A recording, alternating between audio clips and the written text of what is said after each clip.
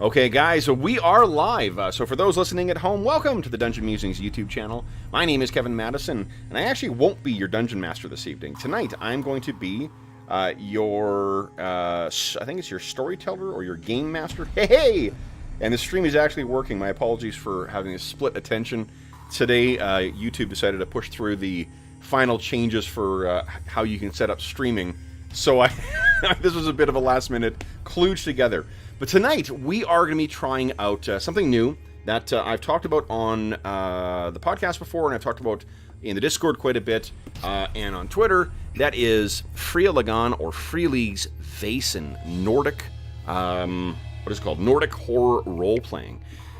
So this is a game that was kickstarted by Fria Ligan last year. The returns, or the delivery of the products came in about a month ago, and I have been itching to get this sucker to the table. Now, if you listen to us live, you will, of course, be expecting probably expecting the Night Below campaign. Unfortunately, we were down a bunch of players due to the long weekend that is kicking off at the time of recording. So we decided to do something a little different tonight. Take advantage of our Sunday. Oh, we lost Harlan already. One player down already.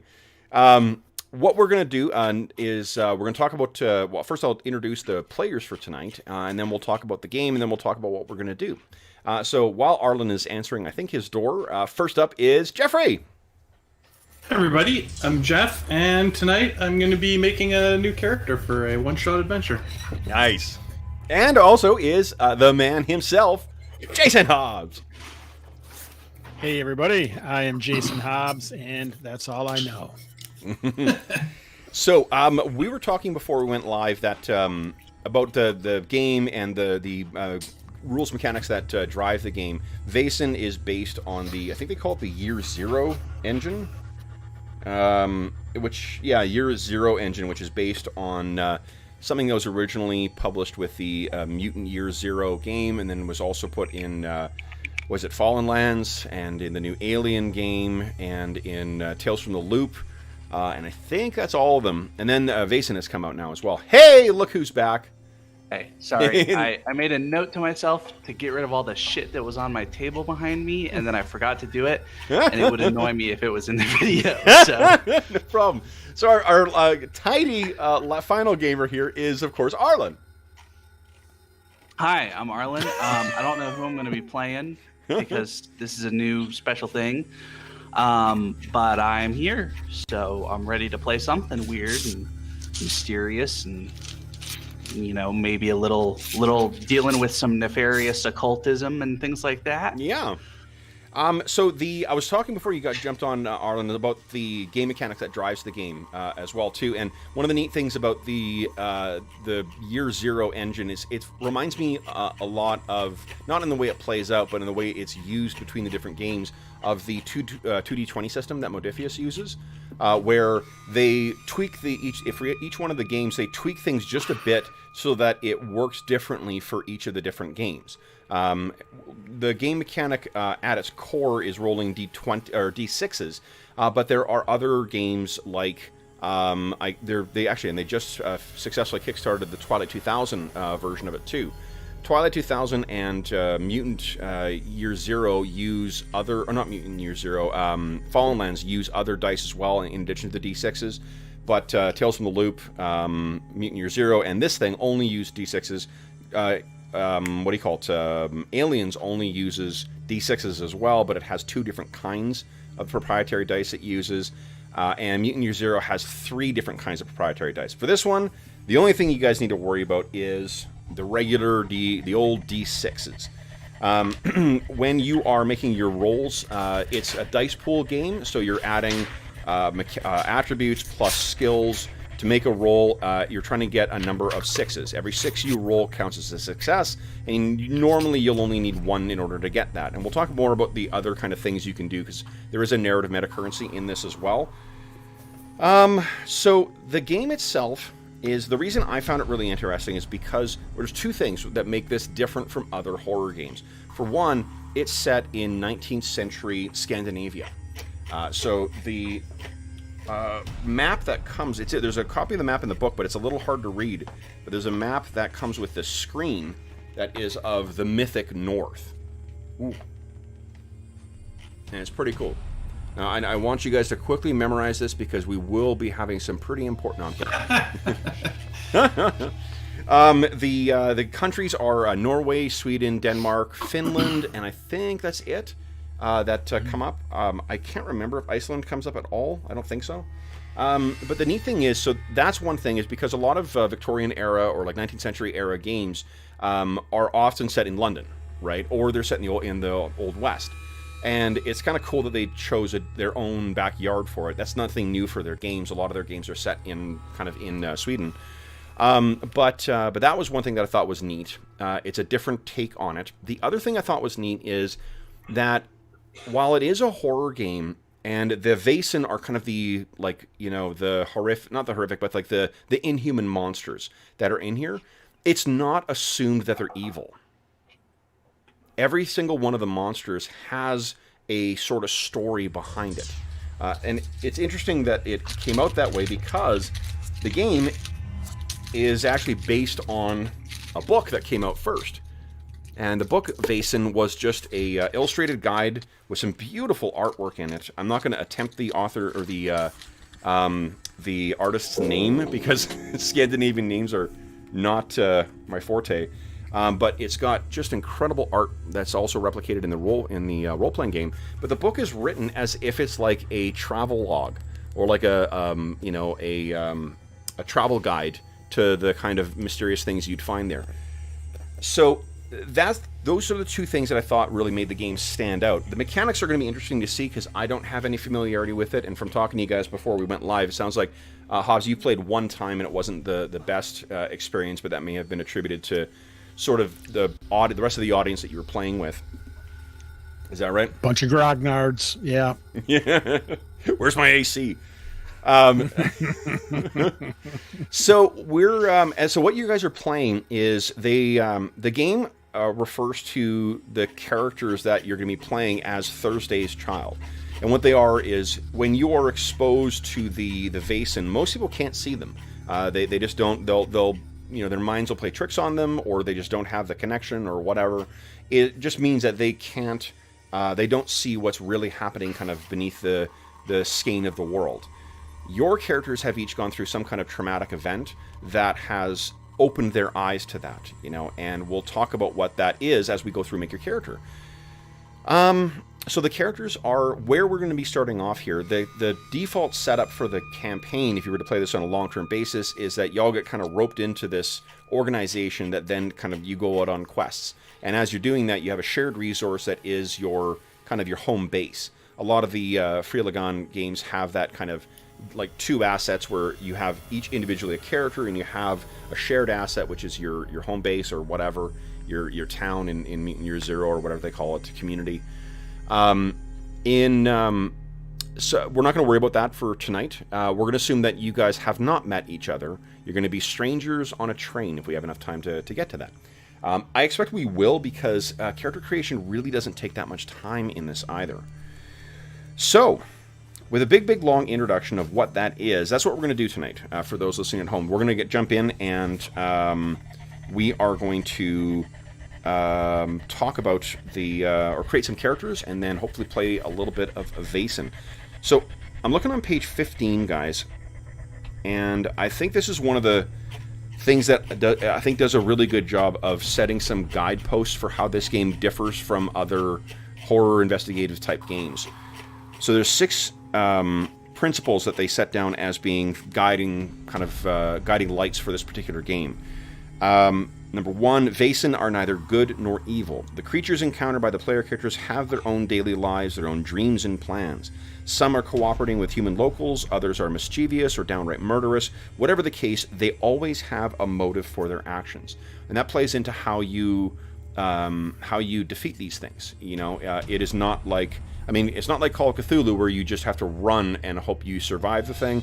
And it's not like, I don't know, like Rippers where you're just going to beat the shit out of them and then tear stuff out of them, It's more of a, there's a way of getting around them, but you got to figure out how that's going to, it's usually some kind of folklore-infused trick or a ritual or something like that. Or just understanding the creatures.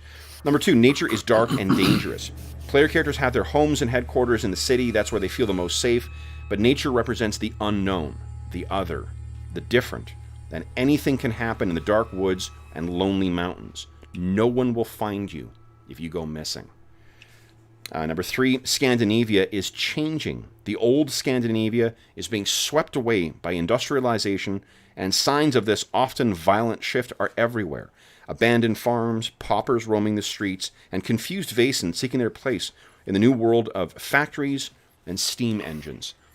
And it's worth noting, like, that is something they do play up in the default setting in the core rulebook as well too. There's some really interesting ways where they talk about how Vaesen have sort of adapted to, you know, say like slum tenements or, you know, factory settings or things like that, or slum brothels.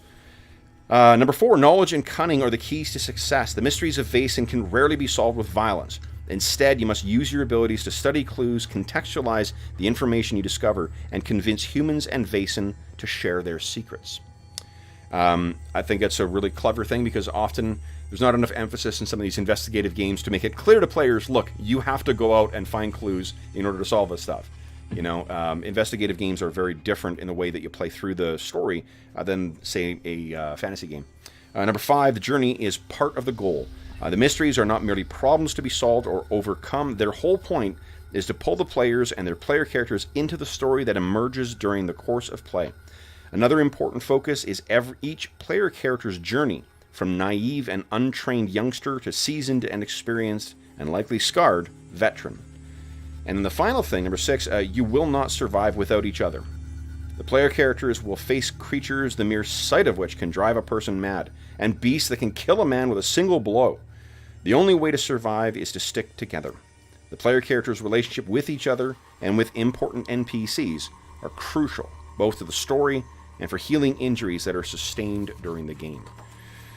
So, before we get into how you actually play the game, let's talk about creating characters. So, this game uses, for one of the 2 different systems that you use to make characters in this, it uses archetypes. And the archetypes are found on pages 20... Nope, that's not... I'm a vicious liar. They're found on page 26 to page 35. So you guys will each pick one of these. Has everyone claimed a character sheet as well, too? I have. Yeah, Yes. Yeah, everyone. Awesome. You guys, geez, not your first time to this rodeo. So the characters, let's go through the archetypes. And if you find there's one, what I'll do is we'll go through the names of the archetypes. If one stands out to you as something that you'd really like to play, let's just talk about it at the end. And then we can talk about who's going to play what kind of character. So the first one is an academic. Second one is a doctor. Third is a hunter. The fourth is an occultist. Fifth is an officer. Sixth is a priest. Seventh is private detective. Eighth is servant. Ninth is vagabond. And number 10 is a writer. So, do any of those archetypes particularly jump out to something you'd like to play, guys?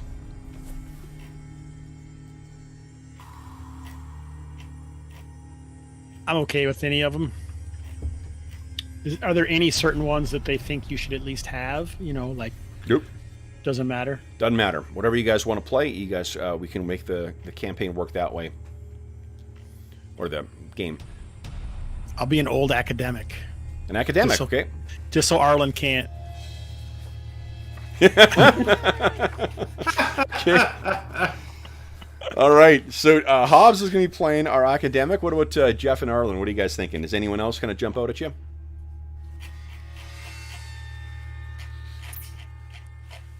There's a couple I like. I don't know. What about you, Arlen? I'm happy to pick. Why don't you say what ones you like, and I'll see if I can't think up one that I am most attached to while you talk about it. It's worth noting. I imagine that the trouble you're having is picking one from the list, not trying to find one that you actually like. Absolutely. Yeah. Like it's. Yeah, they're cool. Yeah, they're very, very cool, and the art in the core rulebook as well too is just astounding.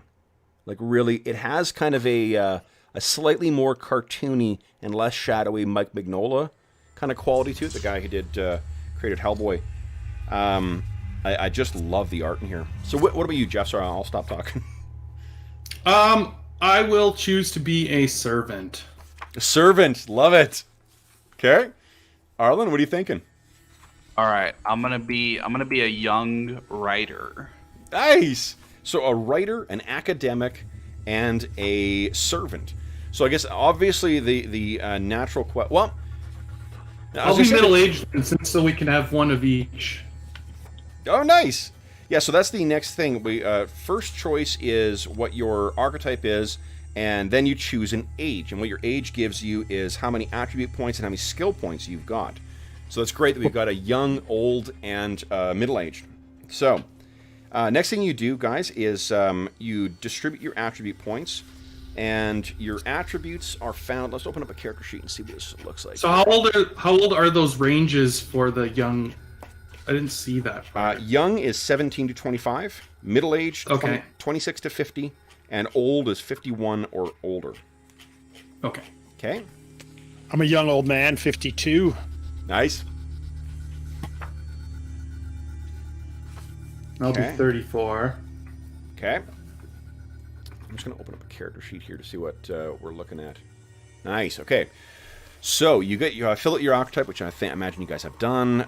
Your age. Now, attributes. You don't start at 1. The minimum you can assign is a 2, and the maximum is a 5.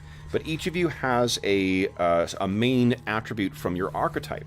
For yours, Hobbs, an academic's main attribute is logic. For a servant, actually a writer is empathy, because I turned to that, and a servant is physique. So that means that each of your main attributes, you can actually raise those to 5 instead of 4. So minimum 2, maximum 4, unless it's your main attribute, in which case it's a 5. And from what it seems like, your main attribute, you probably want to have it at a 5. So the number of points you guys have to distribute are based on your age. So the young one is you, Jeff, right? No, that's Arlen. Arlen's the young writer. So young writer has 15 attribute points. The middle-aged servant has 14, and the old guy has 13. So go ahead and assign those. It starts at 2, right? Or No. Minimum of 2. So right, so 6 are gone automatically. Or 8 are gone automatically, I should say. 8 are gone automatically because you have to assign it. I had to go back and reread that a couple of times. Because I don't know why they didn't start it just at 8 and then give you extra points, but who knows? Maybe so you can go backwards if you want. I guess you can't reduce your attributes though. Oh. Yeah. To try and gain extras, so in any event, so you've got 8 sorry, that is distributed. That means you've got the young old guy's got 5 flex points, the middle-aged's got 6, and the young guy's got 7. Or girl, I'm assuming sex on your character. Okay. Sean's happy. That's great. And this is one of the reasons that Sean's one of our Switch players. Unfortunately, since the quarantine started, we haven't had Sean in our regular game, but regular fixture on the Dungeon Musings Discord server, and our resident con expert as well too, because Sean hears about the most obscure cons and keeps us up to date for when they're running. Okay. Sean's also a fan of pretty much every non-mainstream game too. Sean's actually who I have to thank for getting into Genesis when we ran it for the one-shot. He was the one who told me about that. Okay, so have you guys assigned your points? Yep. Yeah. Okay. Next, guys, is your skills. So there's the 12 skills. That doesn't have a very exhaustive skill list. It's really just a matter of, the stuff that you will actually do in the course of doing Scandinavian horror or Nordic horror investigations. It is similar to the attributes where you can't have more than 2 in any skill except for the main skill for your archetype. So, the writers is inspiration. The servants is force, and How many? Academics is learning. That can go to 3. Okay. And So- then how many do we get? You get based on your age. So old guy, you get 14. The middle-aged guy gets 12, and the young guy gets 10. That's 10 for the young one. Middle-aged gets 12. Old gets 14. Oh, I was just about to ask what the difference between two of these things are, and then I noticed if you hover over the name of the skill, it tells you what they do. They are That's really, really cool. yeah. It's a really good character sheet. All right, just so for the purpose of having kind of a group of characters that can work together, since Yep. my special thing is empathy, I'm going hard in the empathy skills. With a little bit towards physique, since I'm the young and tough and all that sort of stuff. Yep. Okay.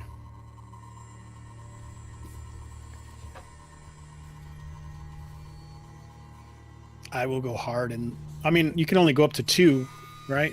Yeah, Two is as You can high go as up to can 3 Yeah. in your special one, or 2 are normally. Yeah, 3 in your special one, 2 in everything else.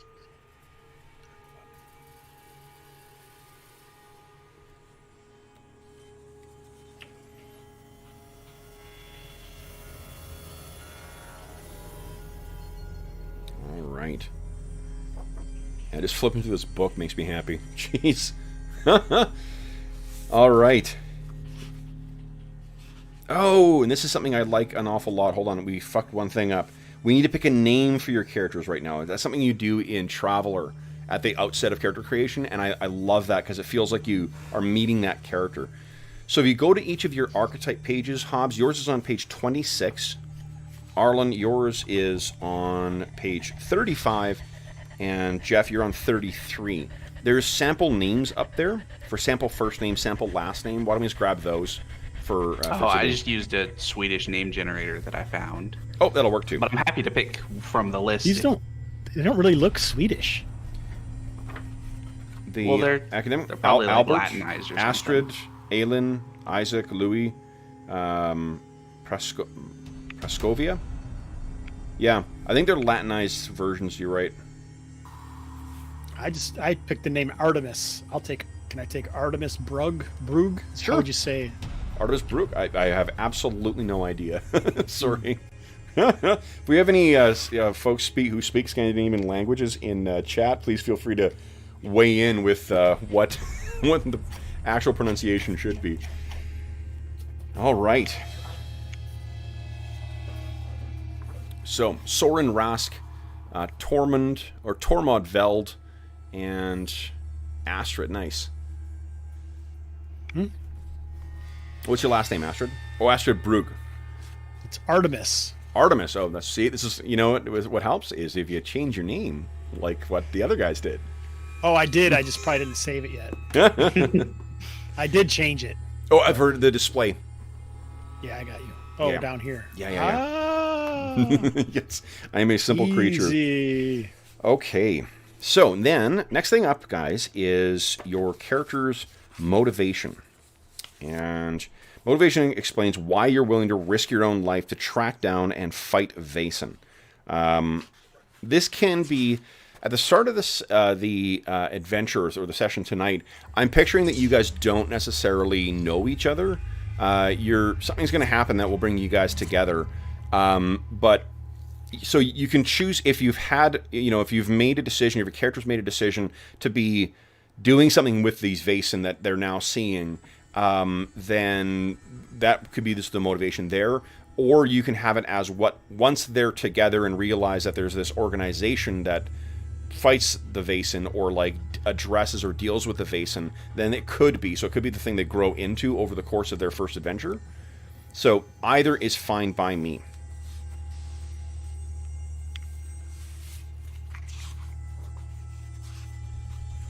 What are you guys thinking?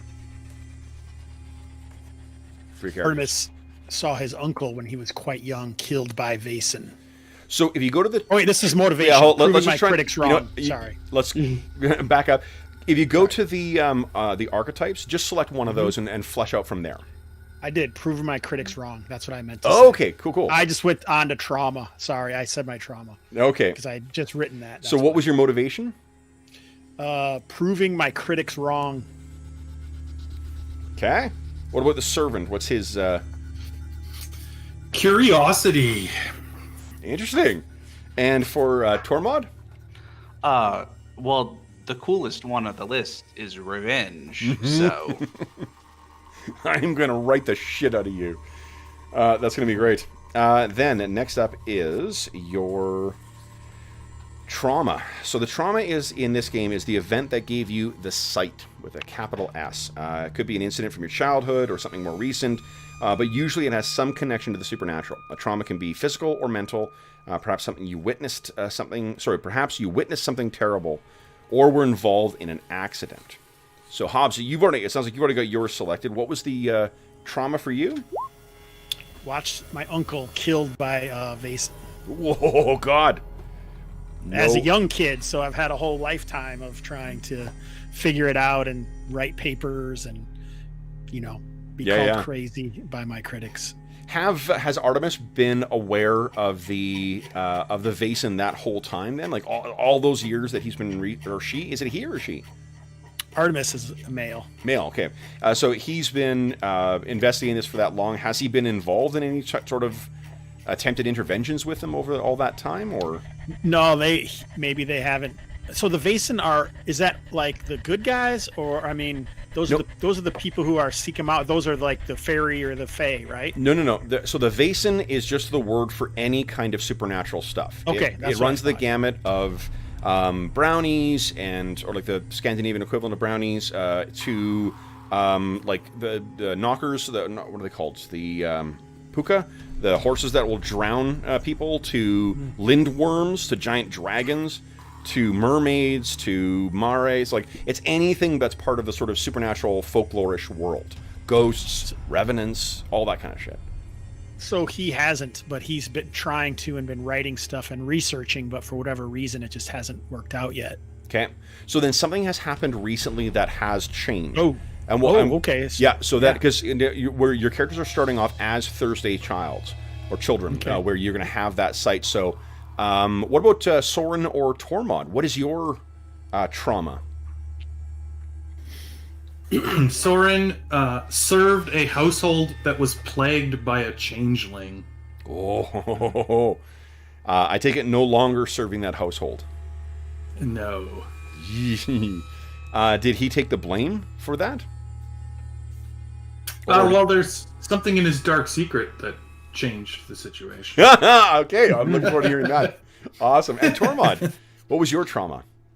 I heard the Song of the Neck, this kind of beautiful, ethereal, fairy music, but I failed to write down the lyrics, and I am searching for a chance to kind of hear those lyrics again, because I know that's the most beautiful thing I'll ever write, even if it's just writing that down.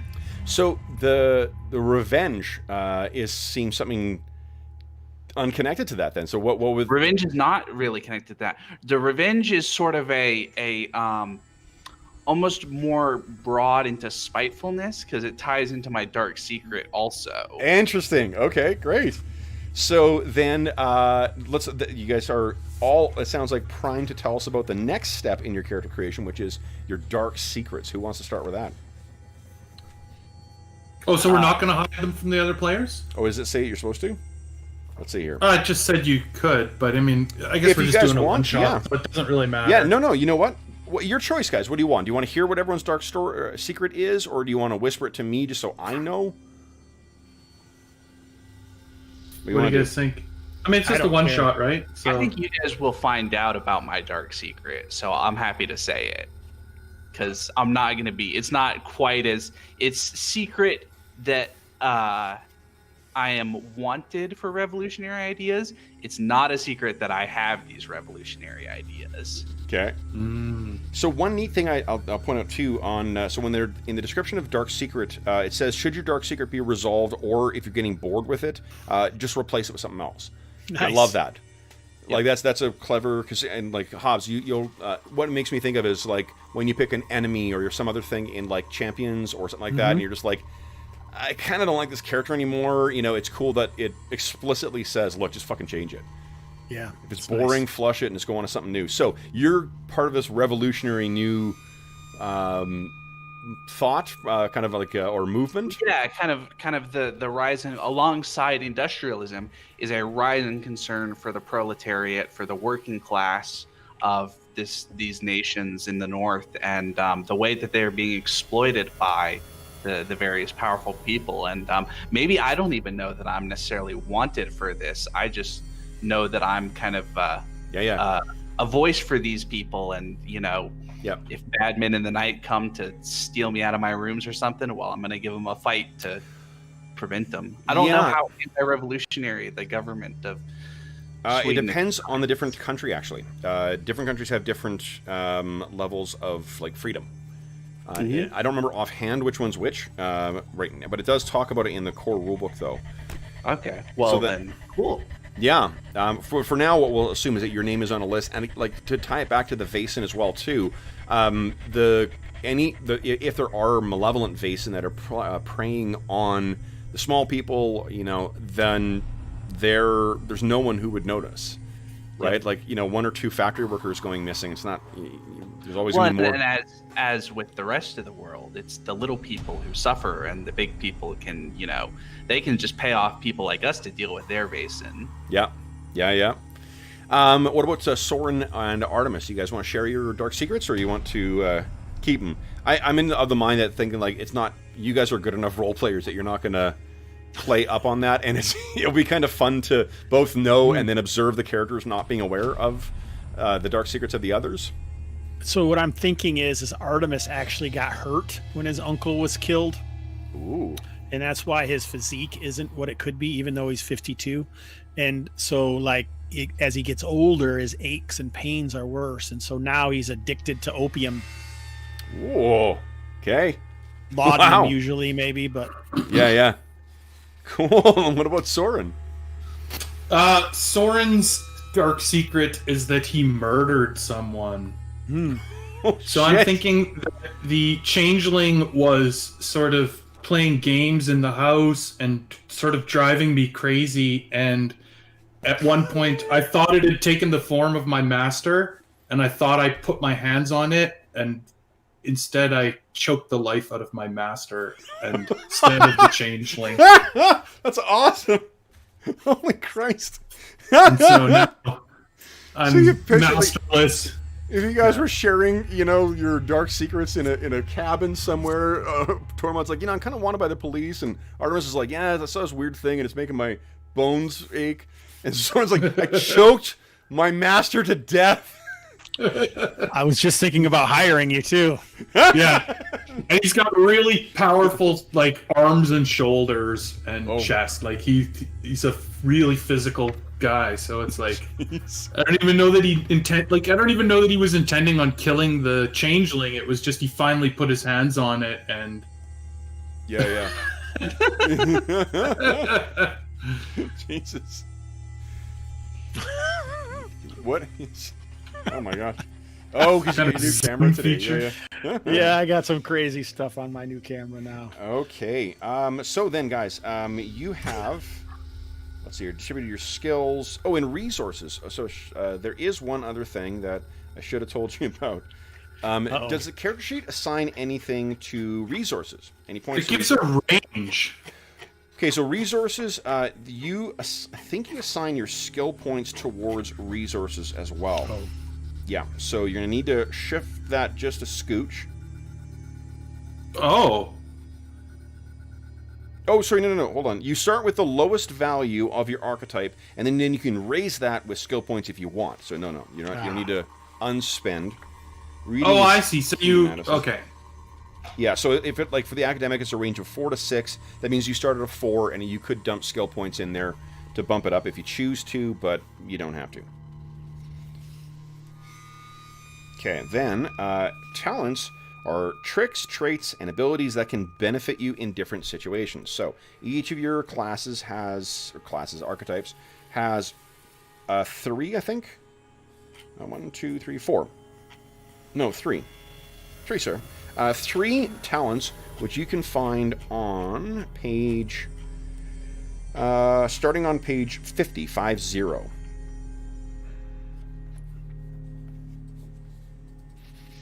You guys just select one from your archetype, and then as you gain experience and whatnot, what you can do in the games, you're actually free to pick from any archetype or any general talent. I think you can start off with a general talent if you so choose as well. Let me double check that.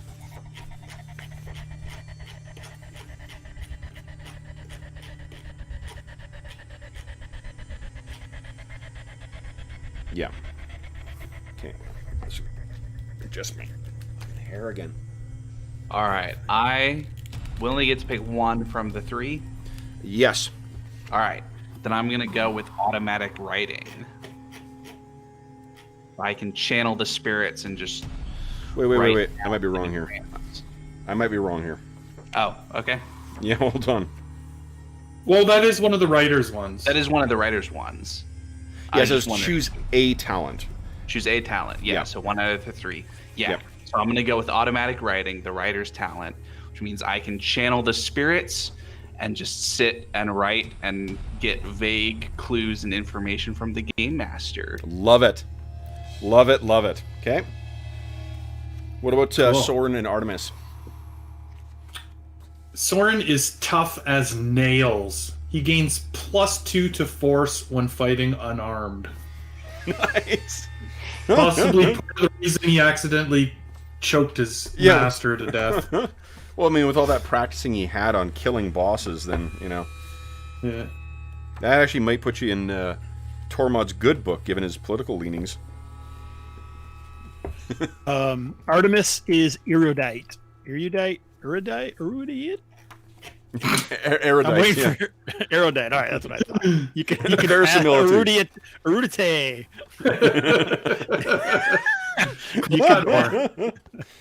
You can pass a learning test to establish truths about places and phenomena in the game.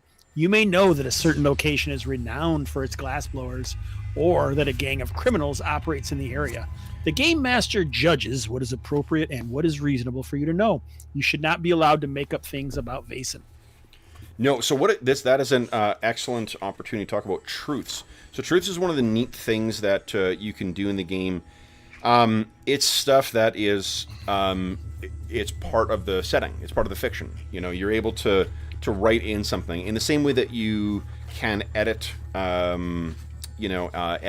scenes with like hero points in DC Adventures, and there's a bunch of other games that do that as well. What the truth is adding some element that is likely going to be beneficial for you to the scene or to the setting. So that is pretty awesome.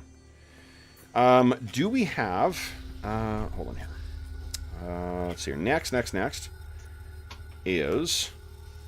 Advantages. Choose... What do we got here? Resources, talent, motivation... we skipped talent. Haha. I thought this was... We just did talents. Yeah, That we is just did talents. What is? Sorry? Those were our talents that we just did. Yeah, no, I'm saying I actually we skipped it when we went through. By we, I mean me. Because talent, then motivation, trauma, dark secret, which we've all done already. Number 10 is choose your relationship with each other PC. So, skipping that? For now, yeah, we'll skip that because we're going to start with you guys not knowing each other at all. We could maybe come up with a way that we know each other, like indirectly. No, because I think that it's going to be the Vaesen themselves that bring you guys together, and that will be the thing. I mean, if you, if in the course of play, though, like, you want to establish a truth of, like, holy shit, I taught Tormod's father, or something like that, that sounds awesome, you know, but that's more of an... They're more like, but the actual relationships are just more like how you think of each other, so we could start to apply them as the game goes on. Absolutely. Yeah. Like mine are like at your service, or I don't take orders from you. Yeah. Oh, totally. Yeah. Let's do that. Like, they're sort of like, like I think we could kind of apply them as the characters get to know each other. Sounds great. Okay. Then we have equipment. Looks like we have. What about advantages, insights, and defects, and mementos? So those things, one thing at a time. Equipment and mementos is next. First thing, each of your archetypes has a list of what your starting gear is. So you have all of that stuff. It's like the servant's got a revolver, a hurricane lamp, or makeup, field kitchen, or simple bandages, and so forth. So select those things for your character, and I think there's a place on the character sheet to list that stuff. Yeah, I've added those things. Oh, great. Okay. So Jeff, if you're done, what are your resources stat right now? 2. 2. So I'm poor. So you're poor, yeah. Yeah, you can see on page 22. I think that usually happens when you murder your master and end up on the run. A little bit. So why don't we roll your memento right now? So you can see on your character sheet there is a D66 thing. Oh, yeah? Yeah. So that's the way all these Mutant Zero or Year Zero games, they make use... It's like a percentile dice, but only using D6s. So go ahead and roll that. Let's see what memento you get. 53. So you also have a pocket watch with a photo inside as your memento. Your memento is part of your character. Feel free to weave it into your personality or background. It can be broken or lost during a mystery, but by spending 1 experience point, you can have it returned or repaired in time for the next mystery. Cool. Who else has their stuff recorded? I love how the look of the dice roller too. Holy smokes!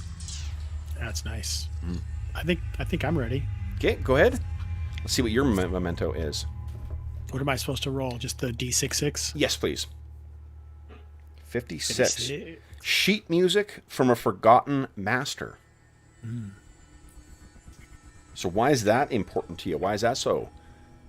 Is your uncle, or was he a composer? It almost has to be, right? Yeah. Was there something supernatural about the music? Maybe he was composing that music when the Vaesen were drawn to us. I've already got a pretty good idea of how Tormod and Artemis are going to start getting connected to. If that music has anything to like the music of the neck, and you're idly humming it on the train, I mean, Tormod's head would snap around, wouldn't it? Yes. Tormod, are you ready to roll for your memento? Yeah, I think so. Go ahead and roll. 24. A 24. monkey's skull. What's the deal with that? Why is a monkey's skull a memento for you?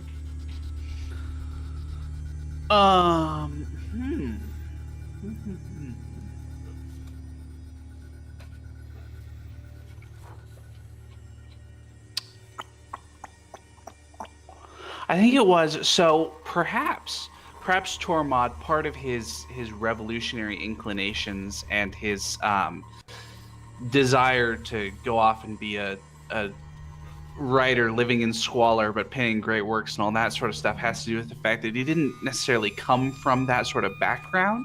Okay. And that a father or an uncle or a grandfather or something was an explorer of some sort, and brought this back to him, and it has remained kind of one piece of the former life that Tormod has kept with him. He's mostly gotten rid of all of that, but he's still got this one little bit of nice. So he's like a lot of the that era's intellectuals or revolutionaries, where he came from excessive privilege. Oh yes, absolutely. He definitely. I mean, he's learned and knows his everything like that, and probably is that doing well, not necessarily even doing his best, but kind of trying to do the revolutionary thing, but has this background with mom and dad definitely have money and pay the rent sometimes when he can't make it through writing and all that sort of stuff. Yeah. That is incredible. Okay. So we got all that listed. You got all your gear. What you will also... Let me see here. What I'm also going to let you guys do... So there's some neat things that the game does. Like a lot of these, the Fria Ligan games, it structures a lot of different components of the gameplay in a very regimented way. So before you, like, the actual flow through of gameplay has, like, distinctive pre-mystery phase, you know, on the way to the mystery phase, during the mystery phase, and then post-game kind of stuff as well. One of the ways that, like, I think in play, you would, you know, it would be very this, like we do it with most games, you make a dice roll and we kind of interpret it and narrate what that reflects in the fiction. What I'm going to let you guys do, even though you're not specifically on your way to a mystery, I will let you make the resource roll and the advantage rolls that you would normally be able to make before. So let me just get to those pages, guys. So I think that's the last. We just need to have you describe your characters to each other, and then we're pretty much ready to go. That was extraordinarily quick. Yeah, for sure. Okay. I like the way that the questions are prompted to help you get a full picture of the character as you're getting through it. What do you, while I'm looking this up, why don't you guys tell us what your characters look like?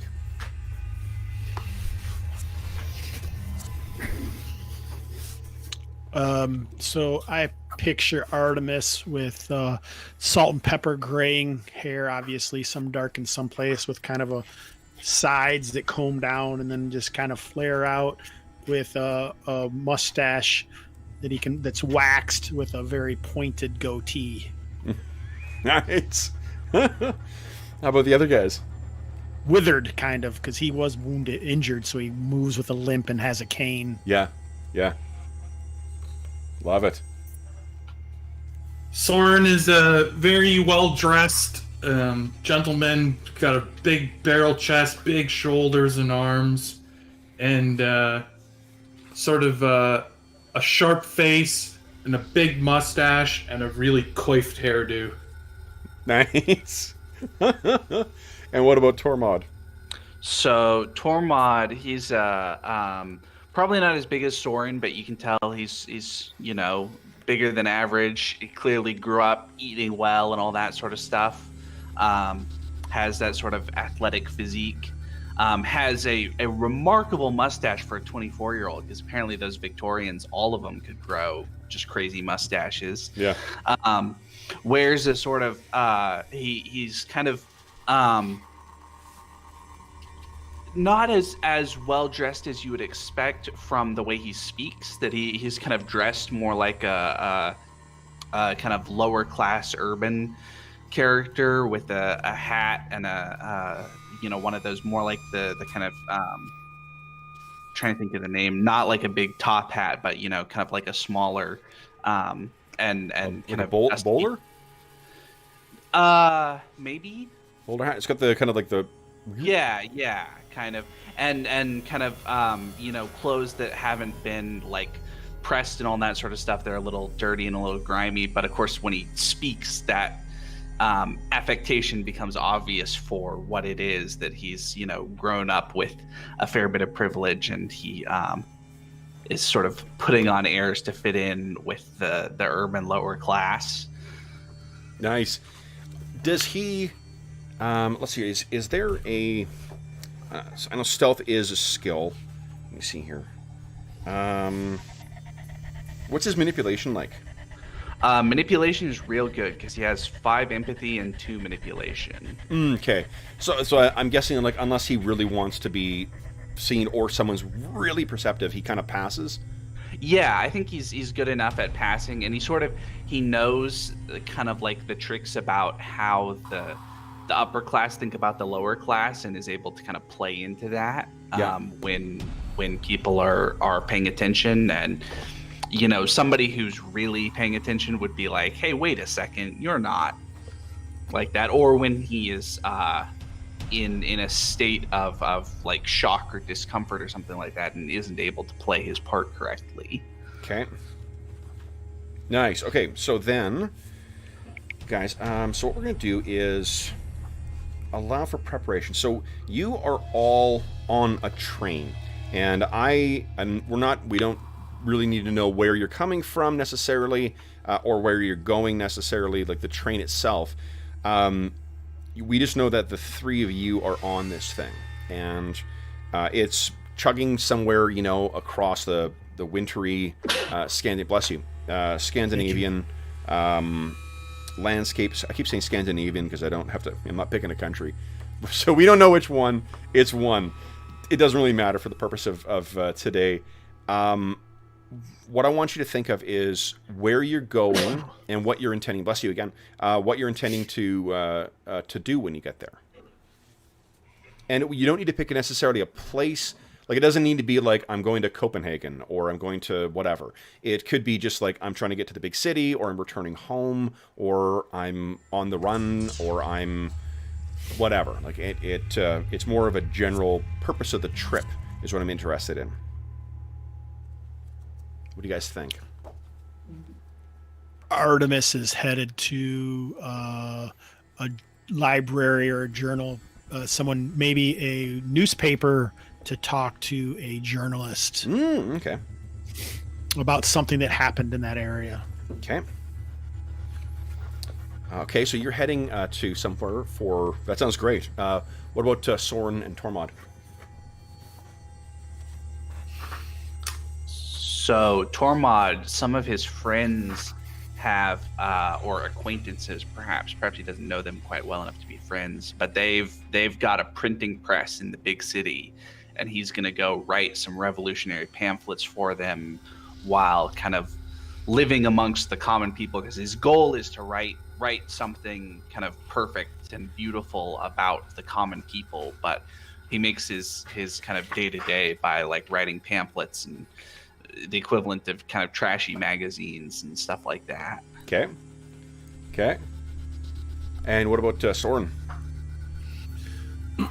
I'm thinking that Soren, the pocket watch that he has, contains a photo of his master's daughter, and he is taking the train. He feels personally responsible to inform her of her father's death, personally. Wow. That's amazing. Okay. So the three of you... Now, hold on. I'm trying to find the thing I'm looking for here. Here we go. Okay, so... each of you has your resources value. Let's see here. Chapter 9...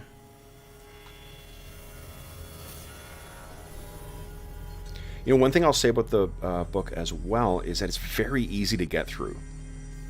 Like, I'm not sure I've blown through a core rule book as fast as I have with this. Maybe it's because there's a lot of white... Actually, there's not a lot of white space. There's a lot of art in it, but it felt like getting from zero to up to speed to what the game's about and how the game works and stuff like that felt very, very quick. I did skip a lot of the monsters and only read them later. Because I didn't need to know them at the time. I got the actor that's playing Artemis. Nice. Who's that? Can't remember his name. But I put a picture on my character sheet. Oh, it's Pierce Brosnan. Yes. That's Pierce fantastic. Brosnan. Awesome. Okay. Arlen and Jeff, feel free to cast your characters too. Okay, I was going to find a about picture of young Newt Hampson, and then I decided I didn't necessarily want to be played by Newt Hampson because he gave his Nobel Prize... Well, there's complicated backstory to him. He's a real author who had some nasty political affiliations. That's how I felt about... well, I mean, not exactly, but that's why I didn't take Mel Gibson, because he has a pretty awesome Van Dyke as well in some images here, but I decided not to go with him. Yeah, that's so much appreciated. It's an interview with what's his name, the director of Fury Road, of all the Mad Max films, whose name escapes me right now, but when he was asked about, it's like an hour-long conversation, and he was asked about Mel Gibson. It's really kind of like, well, we decided we wanted to go with a different type of Max for this one. Yeah, it's a tactful way of putting it. Okay, so then what I need, since you're ready, Artemis, I found what I'm looking for. Why don't you give us a click on your resources and let's see how many successes you got.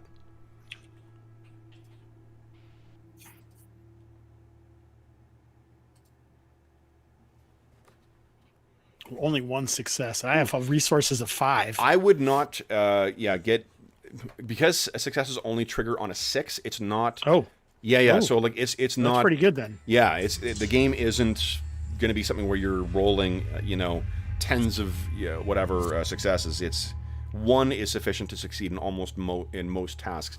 It's actually worth saying too. So one of the criticisms I've heard of these games is that my character feels really incompetent. My character feels like they can't do anything. And one of the things that this game, I don't know if the other ones do, but they really underline it in this one. Like, roll the dice only when you need to.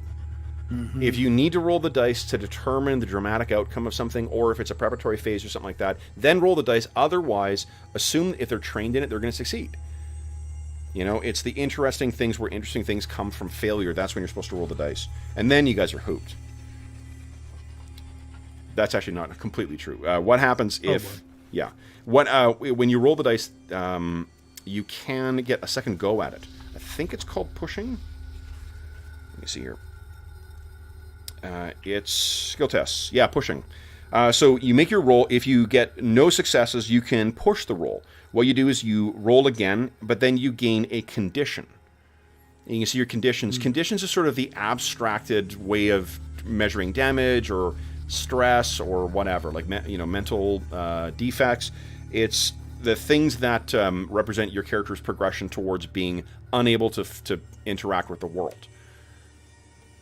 So there's always, you get the reroll with a push, but you do get there's a consequence where you get your condition with that as well. And conditions can be addressed as well through through interesting things. Like, you pick a thing that your character can that relaxes them or comforts them or whatnot, like reading or drinking or carousing or whatever, and that can be a way of getting rid of them. So just because you're getting conditions, don't think that they're permanent. All right, so with a success of 1, Hobbs, that means that you can, if you go to page 70, what is it here? 74. That's where equipment starts. Anything that has an availability of 1, you can select. In addition to whatever else. This just represents what else you've managed to get your hands on before the mystery starts.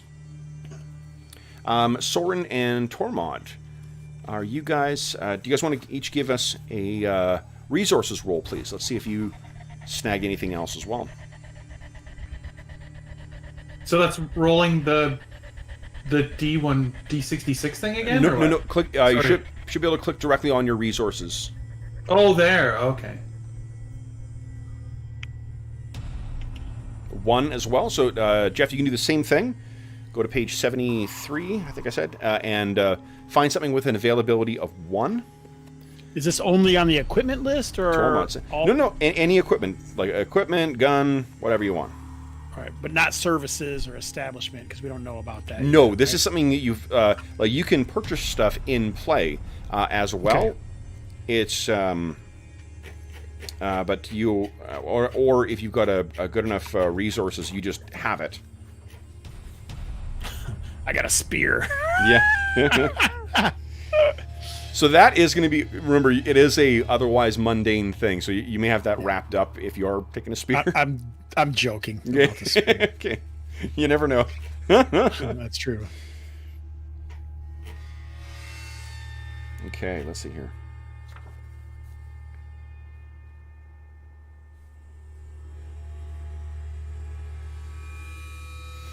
Yeah, so once on site, the PCs are expected to have money, status, or goods that correspond with their respective living standards.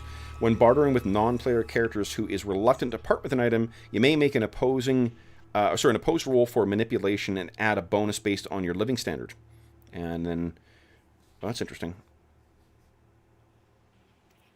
For normal purchases, someone willing to sell at a fixed price, the resource value is rolled to see how much money the character is good for.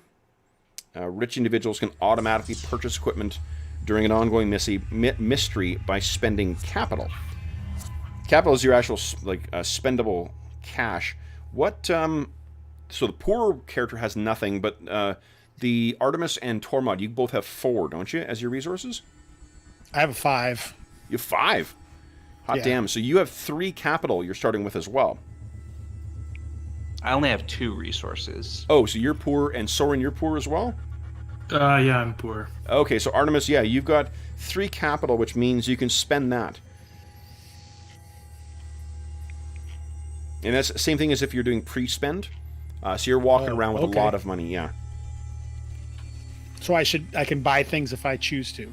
Yeah, or and just not buy so it. And the just one resource. So the resources we're rolling for pre-mystery. That's separate from your capital. Capital is you're walking around. That's what I was curious about. Yeah. Yeah, that's huge. Jeez, you are way richer than these two. That's only middle class. So 5. Yeah, 5 is middle class, but they're poor. So I think that Tormod and Soren, you are definitely traveling in the Scandinavian train equivalent of steerage. And Artemis is traveling in like the really nice car with the guys with white gloves walking around. Okay. Did you select your items? I am. Yep. Okay. Yep, I got some liquor so that I can inspire people with alcohol.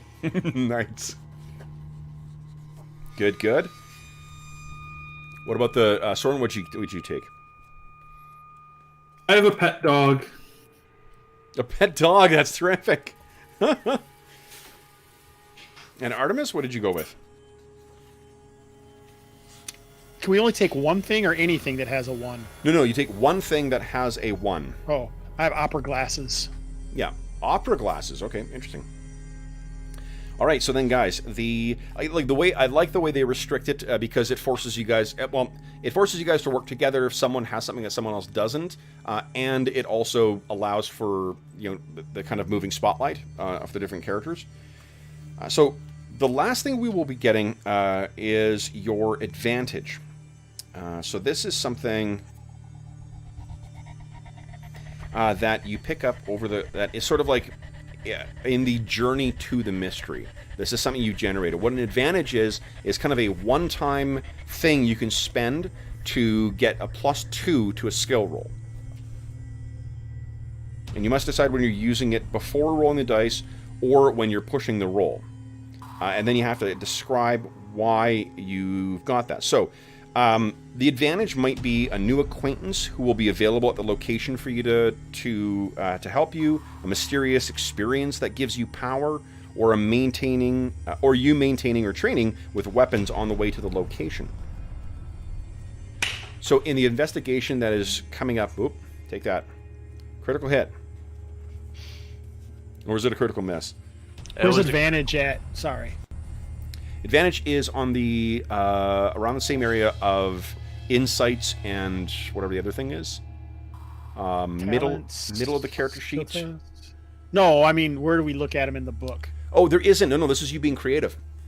This is it's something that is going to be like it's something that you've over the course of the journey, something has developed that will be a resource that you can draw on in this thing. So it may be that like as an example, Artemis maybe, because you knew you were having a stop off in this one town, maybe you were reading about that, You read a little bit about the town just because you happen to like, you like reading about different places. And then that would give you a +2. And then when you have an advantage to take advantage of that advantage, good sentence, guy. What? When you have the opportunity to add that thing into the fiction, you get to get a +2 to your skill roll. It's a one-time use thing. That could be, like I said too, it could be someone that you met there, like that you're waiting to meet someone there. It could be, that you happen to be obsessing about something, or, you guys don't have like a training facility or whatnot yet, so you wouldn't be doing like, training with my sword or something like that. But can you think of, with that sort of broad description, can you think of an advantage that you guys have each developed in the course of coming to this town where you'll be stopping?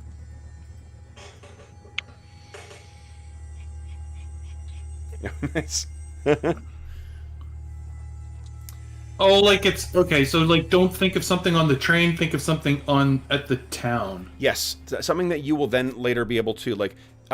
It's kind of like oh, thank God I was loosening up my muscles, so now I'll be able to add +2 to my force. You know, I see. Okay. Or yeah. You know, whatever. Like it's sort of it's this floating resource that you get to draw on to give yourself a little boost for one of your skill rolls. And you pre-choose what skill it helps you with, or what? Yes, you do. You choose sort of what its asset. You can squirrel that in play. Like it's really more the way that you describe it narratively. If you can justify using it with more than one skill, that's great. You know, it's just that it needs to be something that is a clearly definable thing. Like, you know, I've been very lucky, you know, or something like that. Like that's way too vague.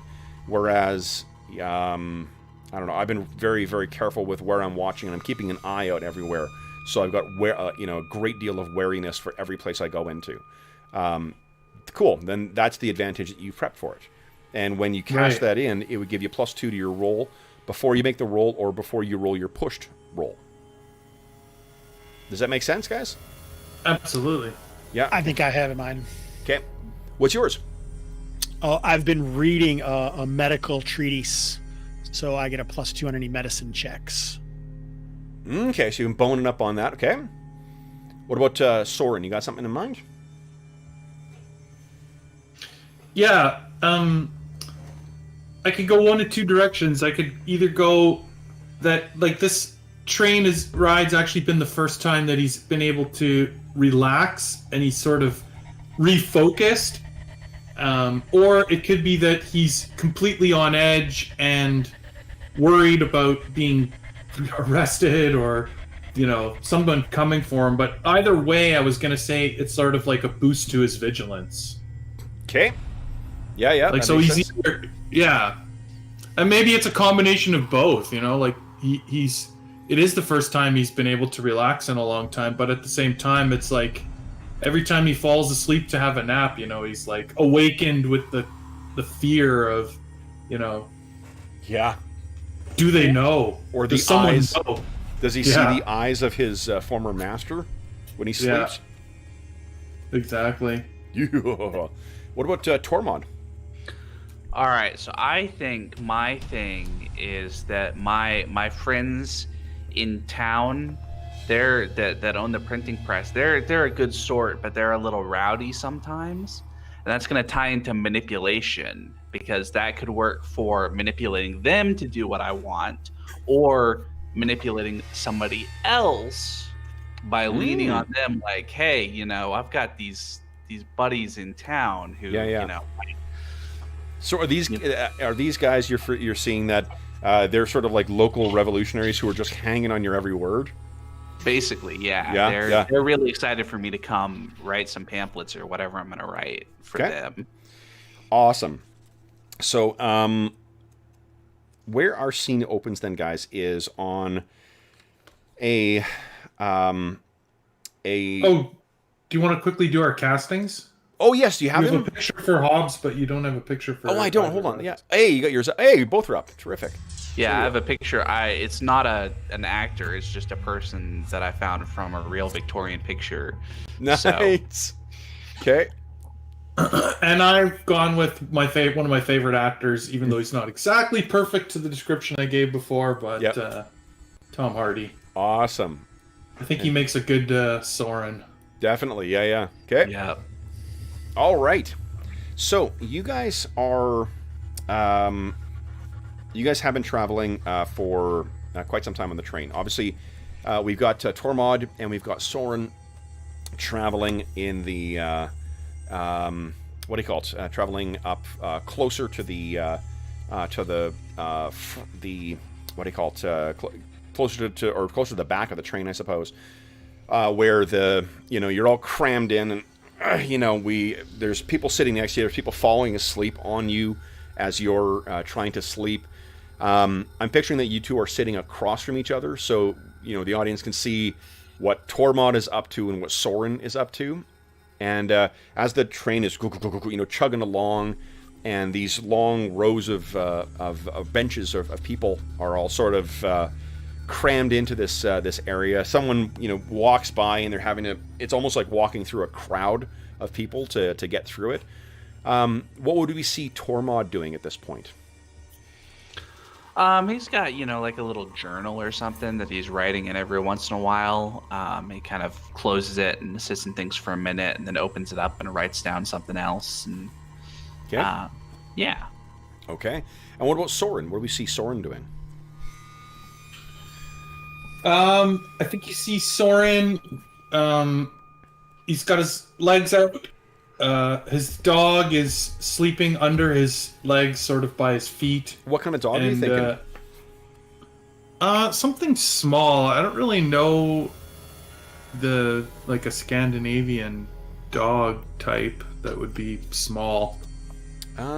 What you can say? What does it look like? Yeah, like a Like you're thinking like a white Jack Russell Terrier kind of thing, or are you thinking more like a kind of a mutt-looking? Here, what's this thing? Swedish Valhund. Wait. A Norwegian Lundhound? A Norwegian Loonhound. Okay. Let's see what that looks like. They're little. They got like white and golden sort of features, and oh,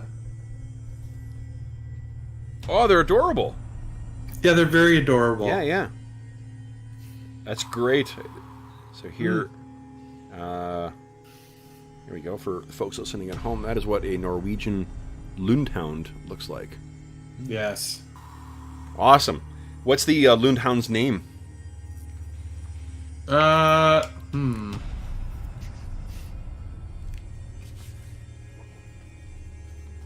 think he just calls her Sweetie.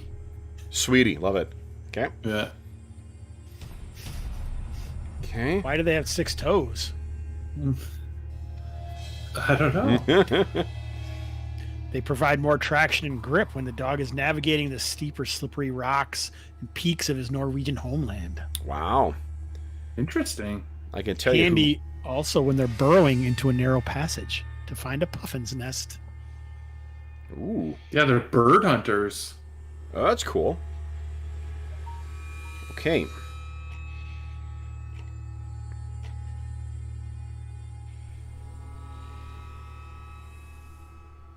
Okay, so I'm going to use for those who may be listening from any Scandinavian country. I apologize that I have not taken the time to figure out what actual town names are for. This is the Mythic North, so it's not supposed to be the accurate place anyway. So my apologies if I picked a name that is actually a really well-known city and I just don't know the thing. So apologies for that. Let's see here. So what we then we see you are dealing with Sweetie, and we sort of you maybe like you sneak a little bit of food down, and she just takes a little bit, and then one of the people sitting next to you at first kind of gives you a look of like, what do you quit fucking moving, but then you sit up to your full height and Yeah. kind of adjusts his hat and then pretends to sleep. We cut up to the finer car, and Artemis, what do we see you doing? It's nighttime, but for some reason you're in the dining car right now. I'm having some tea and occasionally dropping a drip of laudanum out of my bottle into the tea as Nice. a small lamp is there that he is reading his book with his readers on. Okay. So Slowly pushes through. you mean like we see you take the little dropper out and put it in, and then one of these tuxedoed and white gloves waiters walks up and is like, "Would you like your water heated again, sir?" And you kind of like, oh, and hurriedly stuff your thing into your pocket. No, it's and stir it so that this the liquid disappears into the tea. What do you say in response? I thought you already did me. No. Sounds only. Move on, good man. Move on. I'm well. I have my book, and this tea is perfectly temperatured. Of course, sir. Just as a reminder, we will be arriving in Normalm in approximately a quarter of an hour. Excellent. Sleep is for the dead, I always say.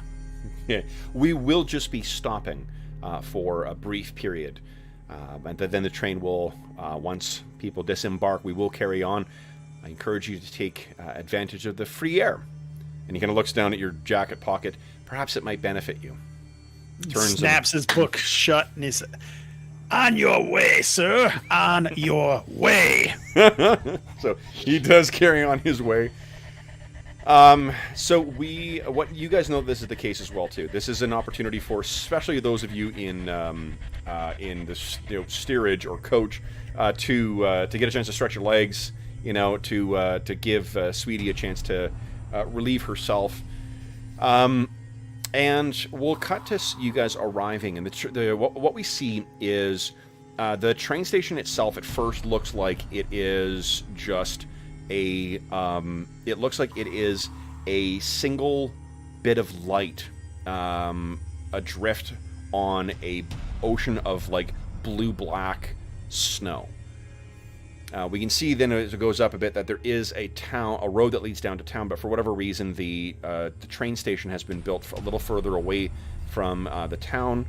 It's walled. We can see there are smokestacks going, or tendrils of smoke coming out from the people living within.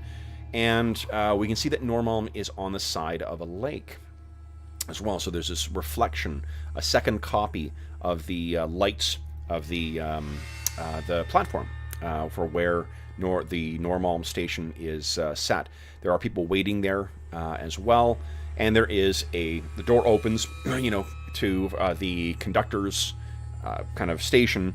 He walks out and he makes a point of taking his pocket watch out, checking it, closing it, and he says, now arriving from wherever the last thing was, and you see this train comes rolling in, and it's billowing smoke, and it seems to come there. The first thing you see, of course, is the blinding light from the front of the train as it comes out, almost like a howling or chugging along like some kind of living thing. The whole station itself rumbles. You can see people's cases and valises are kind of moving along the wooden platform.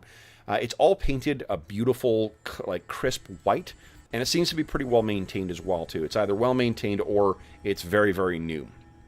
You can see there's collections of men and women, families, businessmen, clergy that are traveling, and that as the train pulls up, we then see the doors open up, and the first to sort of spill out is, of course, coach, and then other people who are disembarking. And the conductor puts the what do you call them, stevedores to work. I'm not sure if they're called a stevedore if they're working in a train station, but yeah, the baggage people. Are they called teamsters then? Maybe they're teamsters. Yeah. Anyway, so the whatever stevedores or the teamsters, they get to work on that stuff, and we see Sorn and Tormod walk out. And what do you? I mean, you guys don't know each other right now. What do we see you guys doing to kind of kill the time? This is going to be about 20 minutes to half an hour. It'll be here. Are you smokers or? I think I'd be looking for a cheap cup of coffee or something. Sure. So you're looking around, up and down. These places often have a vendor of some sort, like a cart or something that they're selling from. What about Tormod?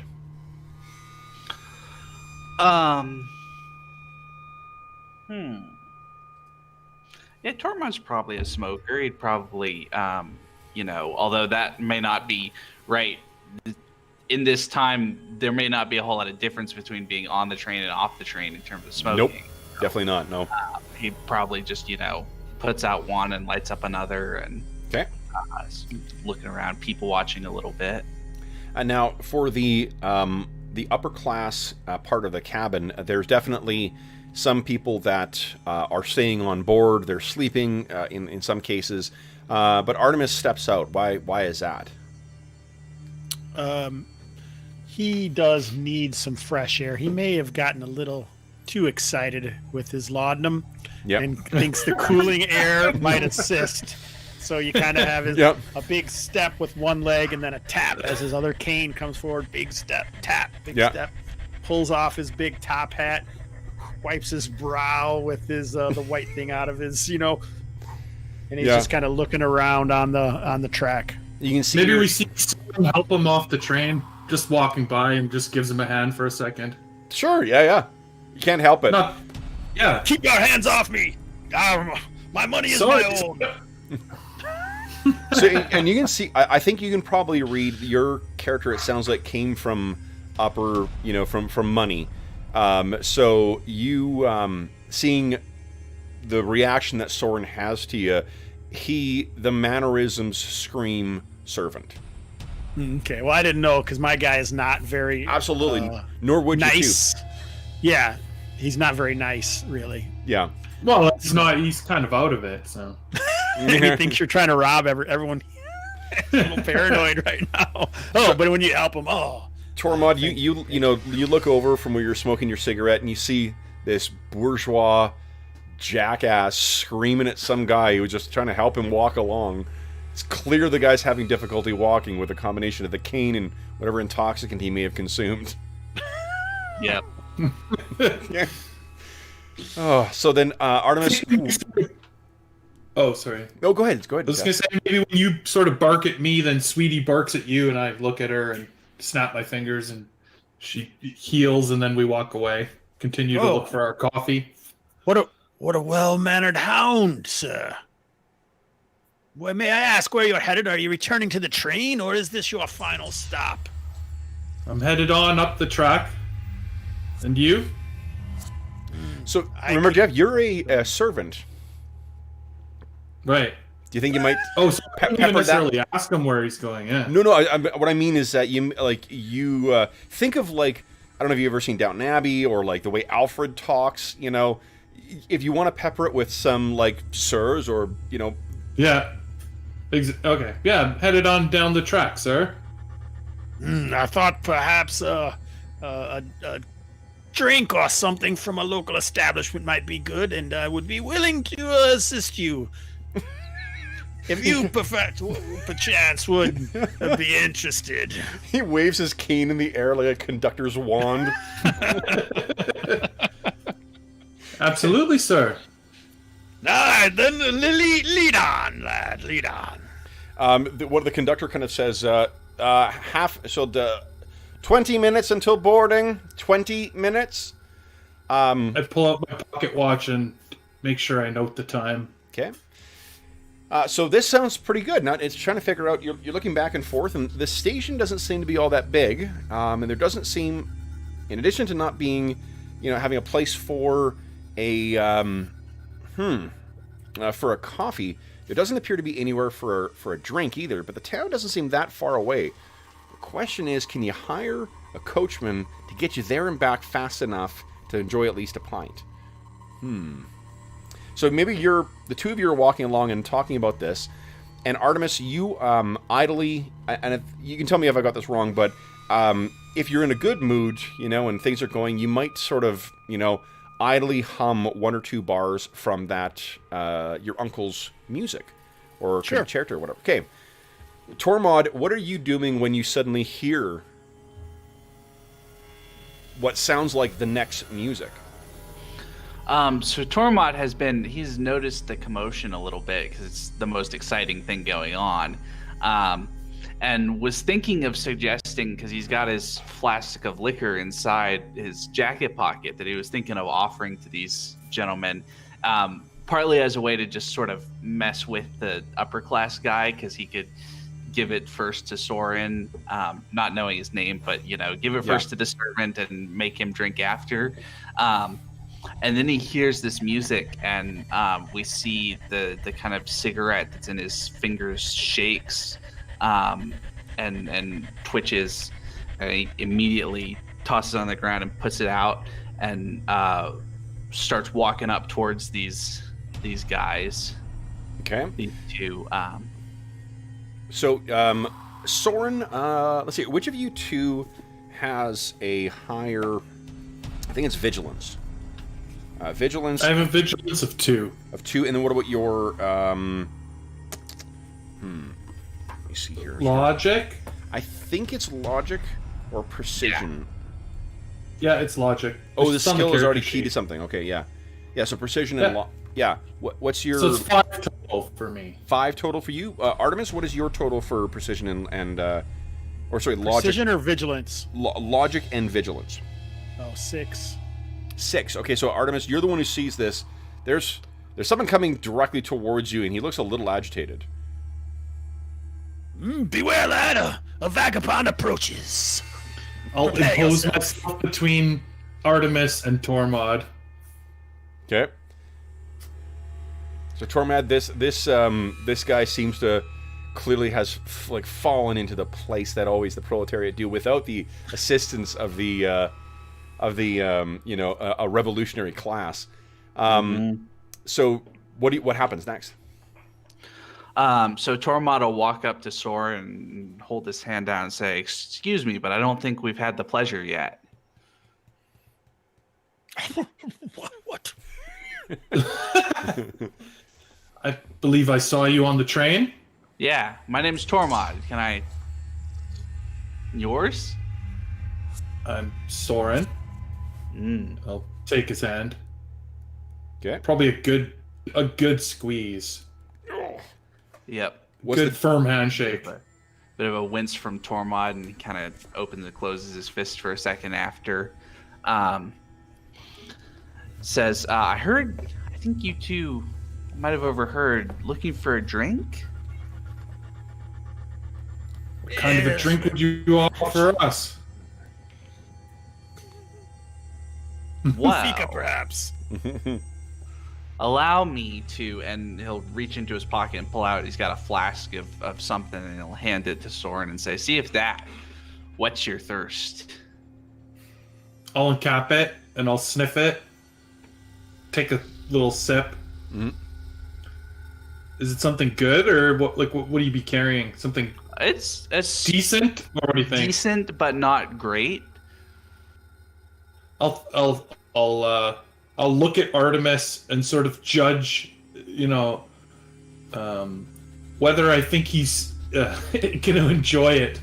And I think I see that he's a little tipsy already, and so I think it'll be fine. And I pass him the flask. Should be good, sir.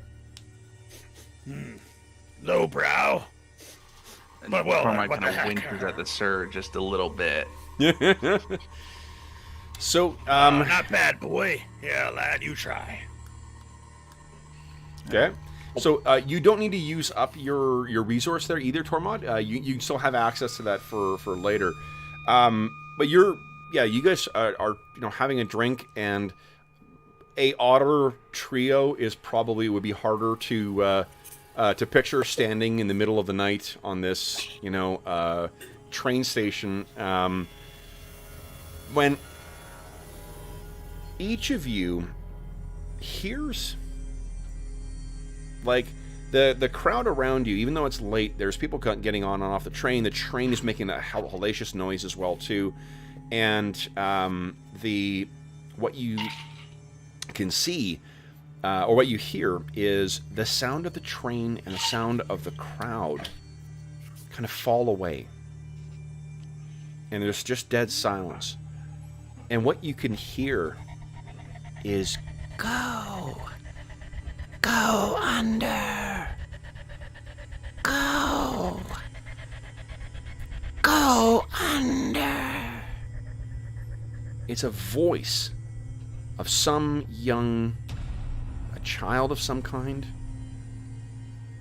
and it's coming from further up the station.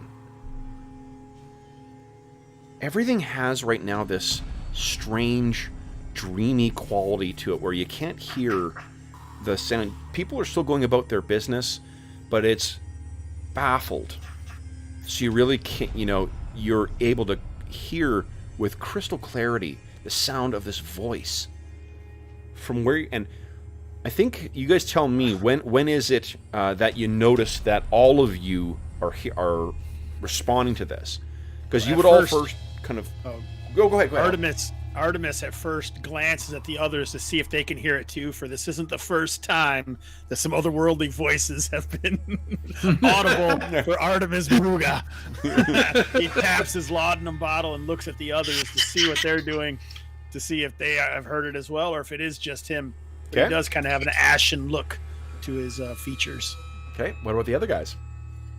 So I think Tormod is probably both the most obvious in his response and the first to pick up that everybody else has their response too, because he's got 7 with empathy and observation. So he's pretty good at telling when people are hearing weird voices and things like that. But he kind of looks around immediately, and then right in the direction that you guys can hear the voice coming from. And then Soren, what is your reaction? I believe Soren would be just like when Tormod was approaching. He would sort of reach his hand out behind him and push gently Tormod and Artemis sort of behind him so that he's nearest to the direction of the voice. Okay. So here's another thing I want you guys to do for me, please, is...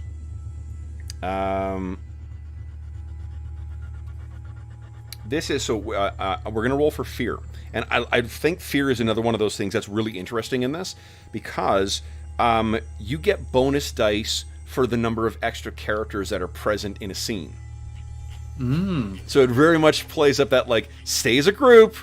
If you split up, bad shit can happen.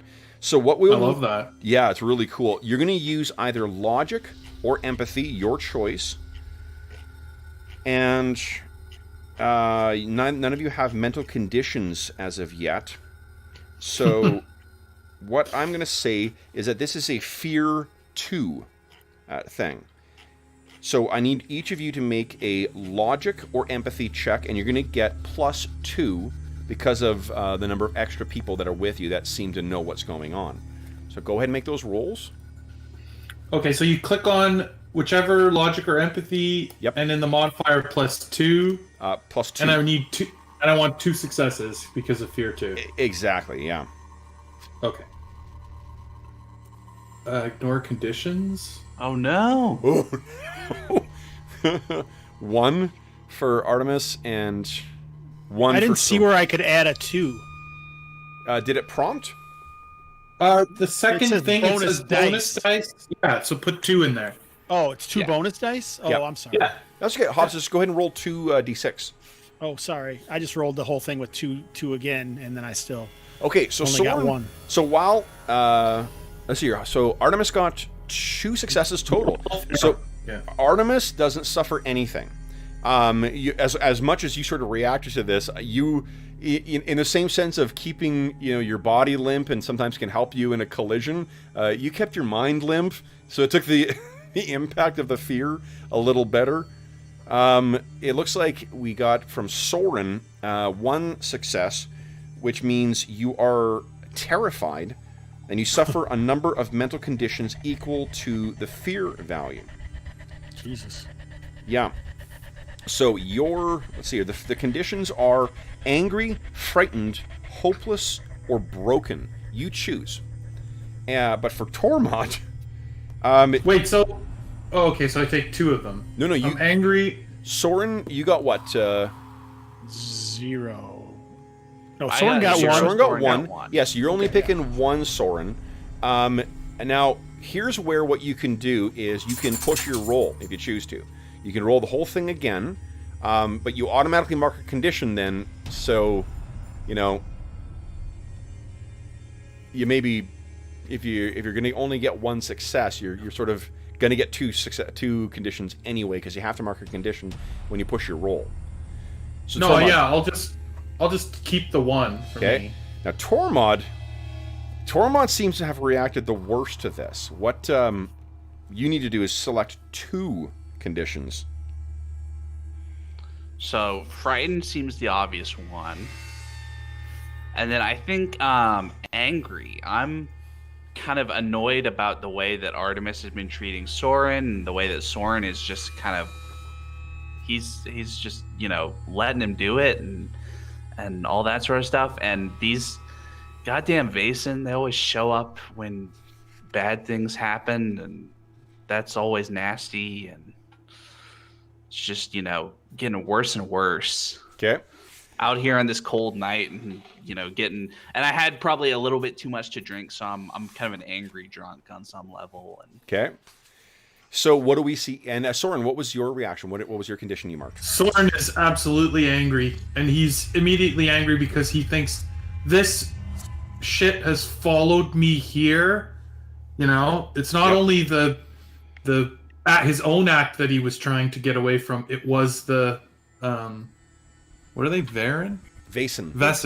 The Vaesen. He was trying to escape the Vaesen in a way too, Okay. right? Like he doesn't. Yeah. So do we see any of this play out for your interactions? Because it sounds like Tormod is angry as well, is frightened and angry, so he may say something. Arlen, what does Tormod say? Tormod, I think you all hear that too. Well, first, what I'm interested in is what do we see as a representation of his anger? Oh, he immediately, both hands into fists and he kind of takes a half stride forward and turns back and says, I think you both hear that too. Come on, let's go get it. Okay, hold on. What you described before about him being angry at Soren and Artemis interacting, you can feel free to just add that as a thing. Because if Soren stepped in front of him, maybe he, what I would think a reaction might be is, what the fuck are you standing in front of him for? You don't work for him. You just met him. Stop being so subservient. And then catching afterwards like, I should not have said that. Yeah, no, yeah, I think, I don't know. I think he's... Because when you're affected by the condition, there should be some, this is the show, don't tell. Yeah. And gritting your hands and just saying, did you guys hear that too? That's not really being angry. Anger, the conditions represent, when you're manifesting them, it's a loss of control. And what I'm expecting is going to happen is Soren's going to respond in kind. Okay. Yes, so Tormod's going to turn to Soren and say, you don't have to treat him like that, And Soren, you're angry as well too. What's his response? I think that when at first he had sort of gently pushed Tormod behind him, and now it is sort of as Tormod's reacting, I think he means to push him behind him again, but it's much rougher than he intends. He sort of grabs him and angrily sort of pushes him back, and he's like, "Stay behind me." Okay. Artemis is not affected by this whatsoever. You're just hearing this thing over there. So the reason I wanted you guys to play that out is because I think that's one of the neat things about it is you can have that fun. It gives you a chance to feel off and play what the characters are. Not feel off, but to show how these conditions are affecting the characters beyond just having a random penalty, right? Right. Mm-hmm. Go ahead. Sorry. Oh no, go ahead, Hobbs. Well, I was just thinking. I mean, would I empathetically possibly know that this is something that Vaesen can instill when they run into them? Sometimes, I've read about this. Oh yeah. I mean, you felt it yourself. Yeah. When you heard this thing, it's this unnatural. You know that these things do not obey normal laws. It's not a matter of oh, I heard that. It's that they have a voice that can send the most bold and brave man fleeing. Right? So you felt it yourself. You just got beyond it. So seeing them react, and also then Tormod saying, "Did you hear it too?" Yeah. So Artemis will interpose his cane, suddenly more stable than before, realizing he has to dig deep, and use what knowledge he has and capabilities, and interpose. Stop, boys! It's not for us to fight amongst ourselves. Something else is here. Okay. What happens next, guys? They throw the old man onto the train tracks. Down with the bourgeoisie! I think he turns to look at Artemis and he says, "Yes, sir, and I've faced such things before." Very well. We'll need all of our wits and all of ourselves. So what do you guys do next? It still is... No one seems to be reacting to Tormod or Soren's outburst either. They seem completely oblivious to it. And well, I can tell you, Soren is, chomping at the bit to go find out what is making this sound. Okay. I think he would start actually moving towards the voice. Sure. So you're starting to make your way... you can see Soren is making his way towards the voice. What are Tormod and Artemis doing? Are you following behind, or are you going in a different direction? What do you think? I see that you do not appreciate men of my stature, lad, but we should not let the man and his dog go alone, if only for the dog. Roof. RP bonus for Anna today. Yeah. Good dog. So Tormod will go along with Artemis, and they'll ask, "What do you know about these things?" Well, I'm not sure we have the time to me to give you a barrage or a litany of all of my knowledge concerning what we possibly... Very little, I'm afraid.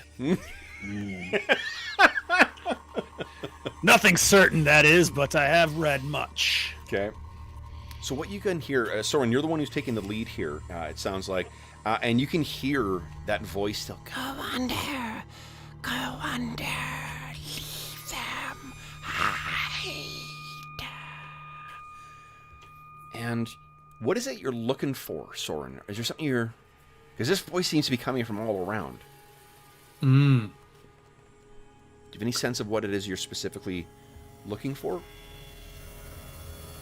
I think, I don't know that I would know what it would look like at all, and especially since my experience is with a changeling.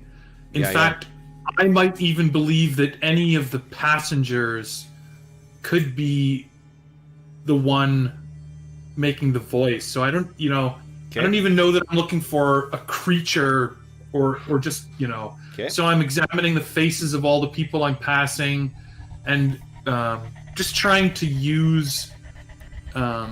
So why... No, Artemis, no one else seems to be... Everyone seems to be moving kind of in that weird, like, half-speed kind of... when they're talking to each other. Some people are greeting each other. Some people are, tearful departures. Some people are checking, you can see one well-off guy who's just hit the opening thing on his pocket watch, and it's slowly, snapping open. Oh, so when this is happening, or at least in this case, there's almost like a time dilation going on. Yeah. Okay, well then I would be looking for somebody else who's not one of the three of us, who's moving in normal time, basically. Okay. Why don't you give me a vigilance logic check, and I'll give you a +1 dice as well, too, for what you're specifically looking for. All you need is 1 success. In most cases, you're going to need only 1 success. It's when there's contested, is when it gets a little more dicey. Nice. Okay. What you see, Soren, is the only thing that seems to be moving. First, you see that there is a family that is talking, and it's a family, and there's a wife that's embracing, you're guessing, her husband. There are 2 children standing that seem to be affected by this time dilation. But you see this little girl who's just, boop, like dropped down to the side of the platform. She seems to be moving at normal speed. She's got long, long blonde hair pulled into kind of pigtails, and she's getting towards where the wheels are to get herself into the wheels. Girl, stop what you're doing! She doesn't seem to be responding. I'll move right close to her. Okay. Tormod and Artemis, I think that you guys when you see Soren, he says stop what he's doing, and he starts moving in that direction. Both of you look over and see there's this girl, maybe 6, who is seemingly putting herself, or starting to move herself underneath the wheels of the train. They draw the girl to her death. We must find what is doing it. She shall certainly be killed. Okay, and you can still hear that impish voice in your head as well too. So Soren is racing towards the girl. It sounds like Tormod and Artemis. What are you guys doing?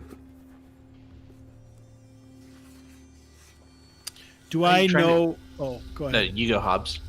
I was just going to say, have I heard anything about this place having a Vaesen presence or like a history of a certain thing?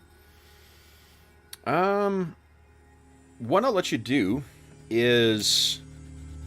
I do have a talent. Yep. What's that do?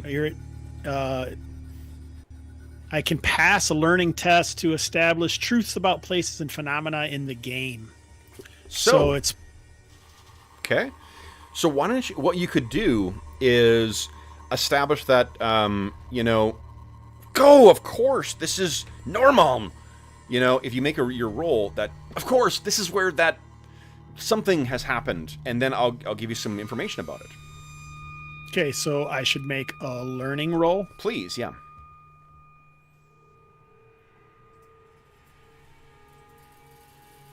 Nice. Okay. So, Jesus, how the hell did you forget this? No doubt the laudanum and the late nights, but there's been a series of child deaths here over the past 2 years, all relating to trains, kids falling into trains and whatnot, and it's something that you notice with the unusual frequency of these kids dying around trains. Trains are dangerous things, and it's a relatively new technology, so it's one of those, when you have something hurtling along that, the comparative weight to a wagon is the same between a wagon and a Coke can, it's bound to have some fatalities, but this has an inordinate number of fatalities, and it's just one of those things that you sort of had logged away in one of your many, many books and just forgot about. Normal. So I'm gonna, of course. yeah, as Soren races forward. Boy, I call Tormod boy and Soren lad because boy is younger than lad. But anyway, boy, I just recalled. This is a place of children's death, and trains usually the culprit. Certainly there must be something around, something drawing her down. You know He what? snaps out his opera glasses. Nice. Starts peering about, leaning on his cane. What about Tormod? So Tormod will fire back. If you'll stay quiet, you old academic. I'm trying to figure out where the voice is coming from. And Tormod That's what I said. There's somewhere. Guys, so between the two of you, the old guy with the opera glasses and the young guy trying to listen, I will give one of you a +1 to a vigilance skill check. So whichever you guys decide between the two of you. For Soren, I think we need an agility test from you. 6. So I think we need 1 success from agility in order for you to get to the girl and gank her back. Either you guys can roll the same. This is sort of all happening simultaneously. I don't. It keeps Hobbs, having you this should roll for vigilance because ignore conditions. Yes or no? Oh, so you know. You want to Okay. know because your conditions will apply, unfortunately. Oh, I see. So, like, because I'm angry, it takes away 1 dice. Is that how that works? I can't remember if it's if your conditions are penalties to everything or just to mental tasks. Conditions are penalties just to the associated type of tasks. So Yeah, physical mental tasks. penalties, physical conditions affect physical tasks, mental conditions affect mental tasks. Oh my goodness. So this is so here's an opportunity to push. So what you could do is you could push this roll again, but you're going to get a physical condition as a result of this.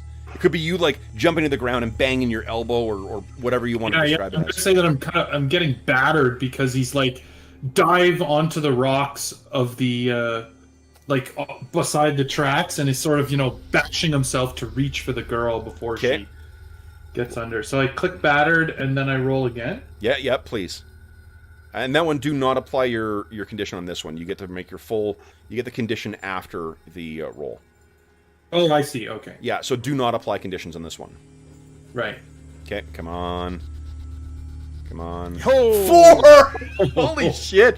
So you only needed 1 to do this. You get extra successes, just like in a lot of games with extra successes. This is your sort of like amazing, benefit that you get from it. What do you think that might be?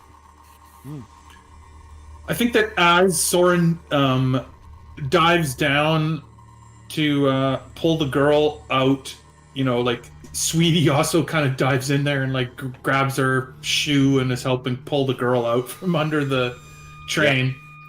And maybe we roll completely free of the train. You know what I'll let you do? Yeah. In some cases, the Game Master may deem your surging confidence so great that you heal a condition. Get rid of that mental condition. Oh, I'm no longer angry. Yep, you kind of trade it off. Yeah. Yeah, I cleared my head to sort of, do what, rescue someone. I love it. Yeah. Okay. Adrenaline burnt it away. Yeah. So you yank this girl out, and Sweetie helps with the thing. While this is happening, now let's quickly switch to Tormod and Artemis. Which of you guys is going to make the vigilance check with +1? Artemis is, because he's being too noisy for Tormod to hear anything. Okay, so Tormod's efforts are, I'll give you a +1 dice. Let's see how you do. So for this one, I'm going to do a resisted with the Vaesen. So let me see how many successes I roll. Oh, I should get one more die from my opera glasses. Oh, go ahead and roll 1 extra dice. Maybe if you get a 6 on that, then you get... oh, dang. Yep, okay. Still pretty good, though. Okay.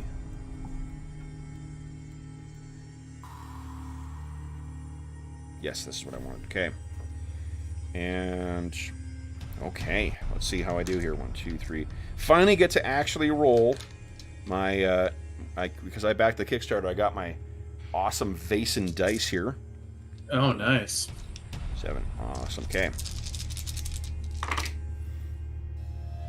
I only got 1 success. And I think I'll give ties to you guys in this condition because Nice. there's 2 of you acting. So what you can see, and I think the voice, Tormod, tell me a little bit about how you're focusing in on this voice that you're able to point the correct direction for Artemis.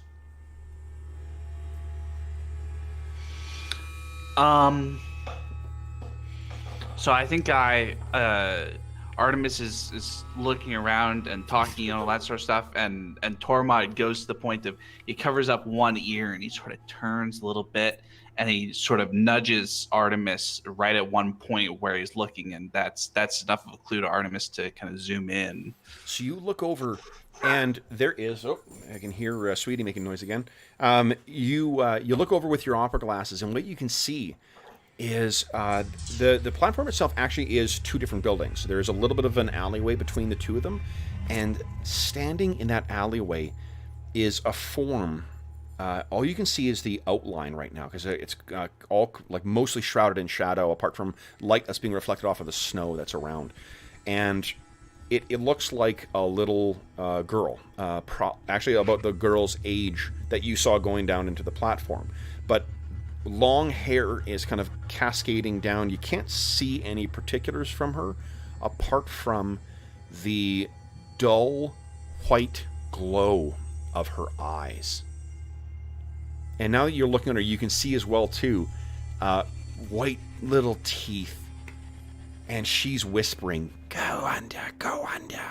And then there's sort of a, and what suddenly rushes back to you guys, as Soren yanks the girl up, the whole noise of the entire platform comes back. You hear the train chugging away. People are going. The girl cries out. The mother and father look down and are like, "What are you doing?" you know, and so you're gonna have to give a quick explanation for what the hell, you know, you're doing on the ground with the girl pulled out. But then Artemis, you see this thing, the eyes flare up, and then disappears into the shadows.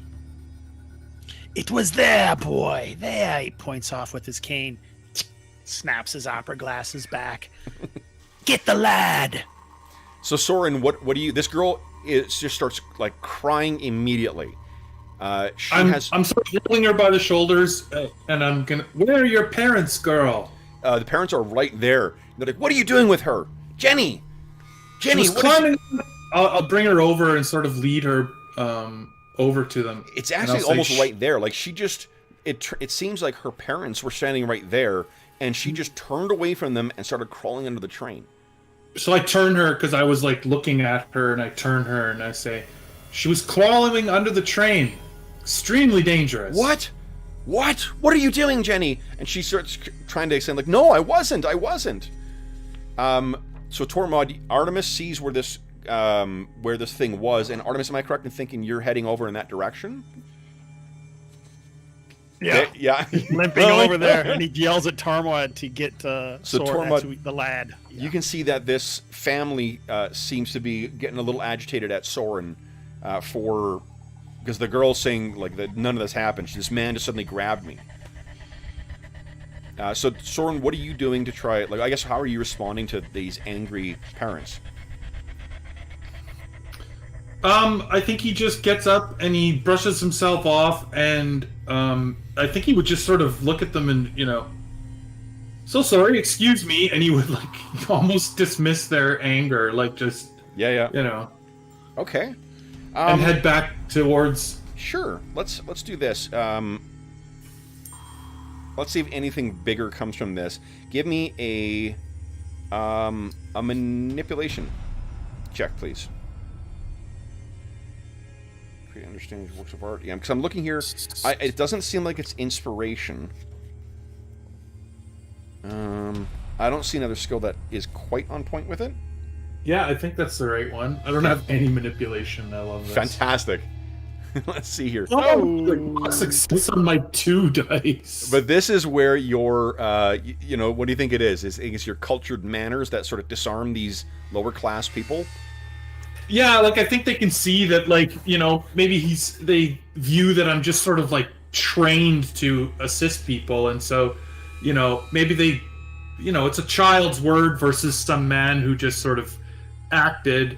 And someone who looks, maybe when I stand up and dust myself off, they can see I'm wearing like a sort of fancy butler's suit. So maybe they, you know, see a little bit of respect to the action instead of... It's not a crazy person who did this. Yeah. Although my eyes might have looked crazy when I was running over there, but now I look more... Sure. Respectable. So Tormod, you can see that Soren seems to have this well in hand. What would you like to do? So I'm going to... kind of as Tormod's gonna step over as Soren walks away and kind of grab him by the shoulder and say, "Come on, we're going over there." Okay. So Artemis, you're the first one to get to this alleyway, and you sort of have to. It's down a little bit. The gap between the buildings is not like it's not part of the platform, so you hop down, and what you can see is that there was a little box of some kind that, or a barrel that was there, and you can see in the fallen snow there are little children's footprints, and even in the kind of the low amount of light that's here, I think you're able to sort of to make out that the children's footprints hit the ground and then move away about maybe half the length of the building and then disappear. But when you look up, you can see in the blue-black sky a black bird of some kind.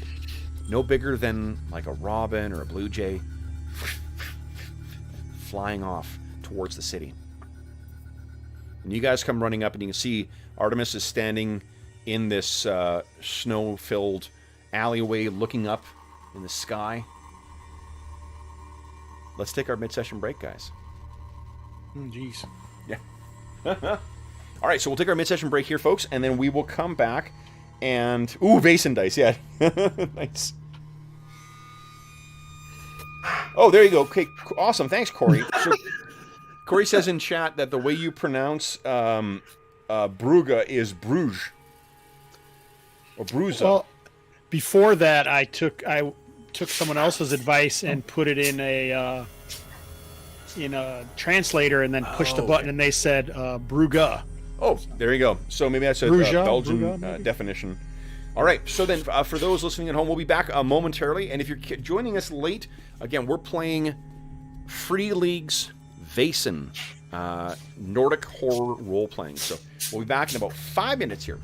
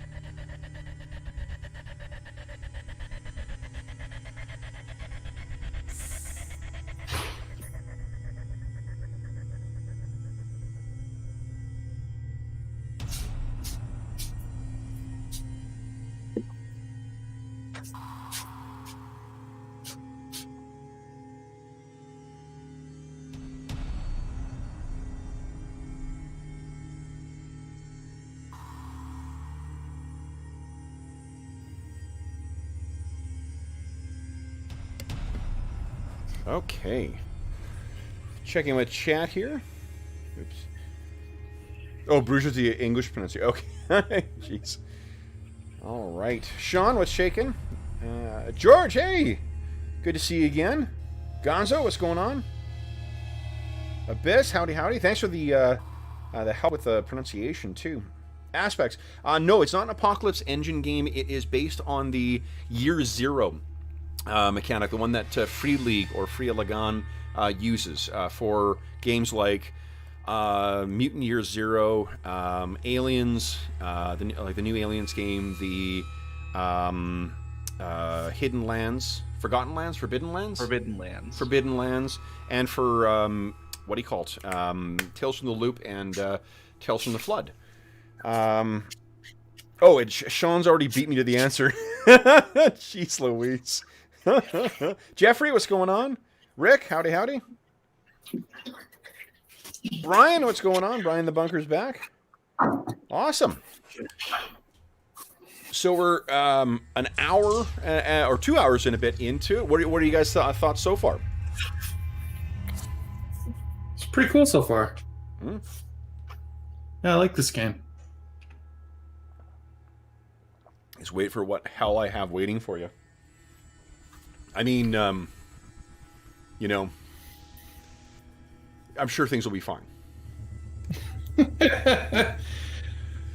So it's neat the way the initiative works in is you have you take the initiative card. I'm telling them. Hold on. You take a number of cards equal to the number of people acting in it. You shuffle it up, and then you deal cards. And so you have, 1, 2, 3, 4, whatever, and that's the order you work in. And I think players can trade cards as well too, so that PCs can act before. Let me see if I'm wrong about that. When this werewolf reveals itself, I mean, reminds me a little bit of Shadow. Of Shadowrun? Shadow of the Demon Lord. Oh, Shadow of the Demon Lord, yeah. So this is a little bit. Incidentally, what werewolves look like. They are amazing. Love them. Okay. So we're all back. Hobbs, we were just doing check-in to see how are you enjoying it so far? Oh, having a blast. Nice. Your enthusiasm is palpable. Anytime I can play a blowhard noble who limps around and can move his cane, I'm pretty excited. That is great. All right. I always like games where you don't have to be like your typical adventurer. Absolutely.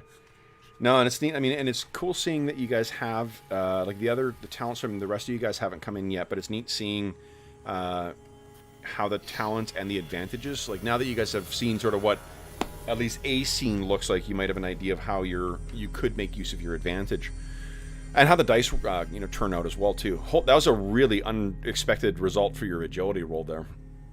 Yeah, that was crazy. Okay. So we pick up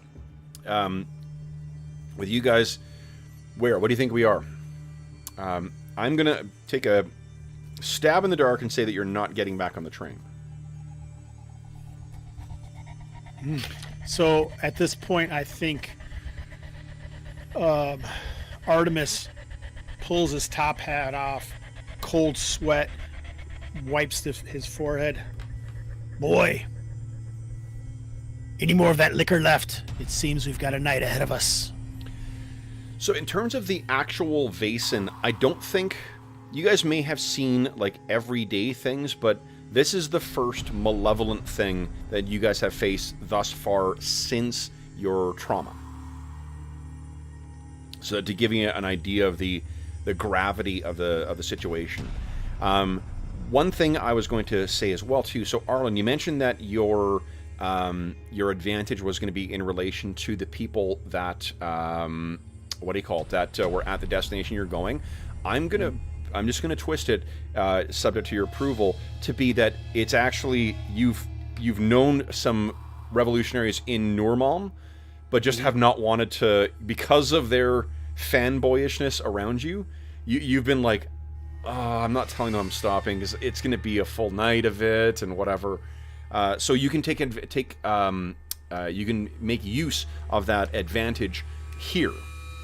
Yeah, sounds good. Okay. Oh, hey, I have a question. Of course. Do I see that Soren is battered? Yeah, he's a. You tell me, Soren. What does he see? What do we see as you being kind of beaten up like that? Like he might have ripped his jacket around his elbow, or I think it's more like like he dove so aggressively that it's like a bit of bruising on the ribs and and the hips kind of thing. It's not necessarily anything visual. It's more like moving the wrong way sort of hurts right now. can he spot him wincing or anything like that? Yeah, I think so. Because I think you would notice.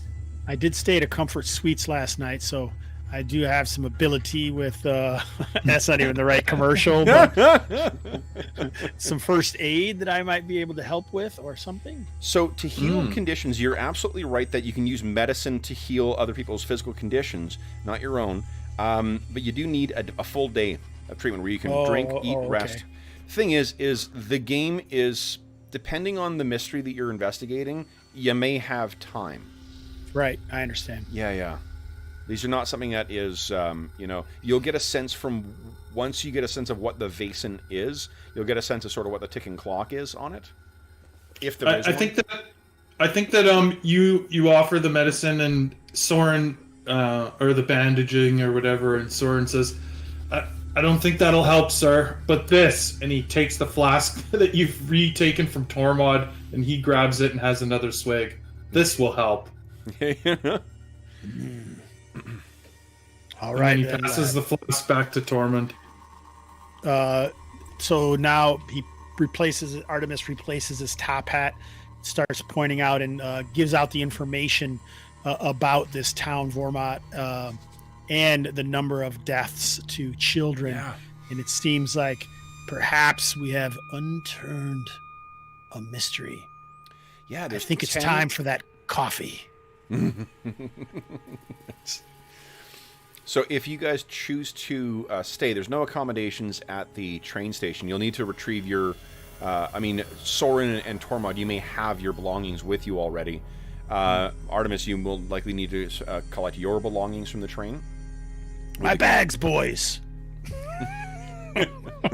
I'll get them, sir. Okay.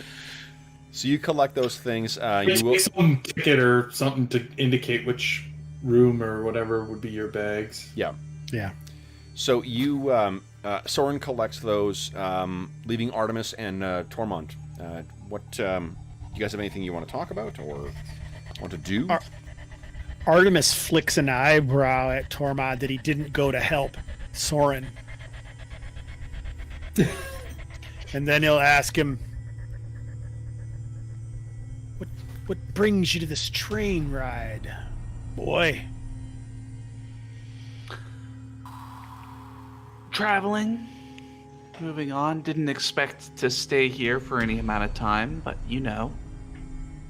events have clearly gotten out of hand.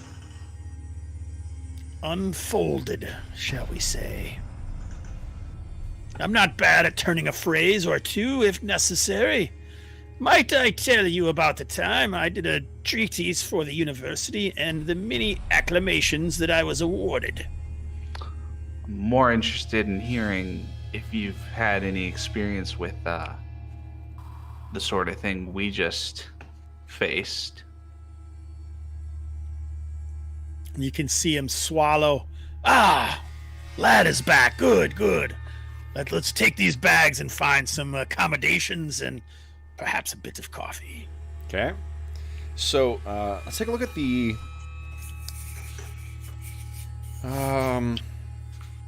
services and establishments. So an upscale hotel would have a... Oh, man. So staying in an upscale hotel costs 3 So it'd be 3 of your capital. But it also heals 1 condition automatically. Just by staying in the lap of luxury. I am foreseeing that for the duration of the mystery, like if you are going to spend your capital on that, you can just that's where you'll be staying for the whole length. Is that what we want? Where do you want to stay? Oh, I guess the other options. Well, because you're going to have to stay somewhere.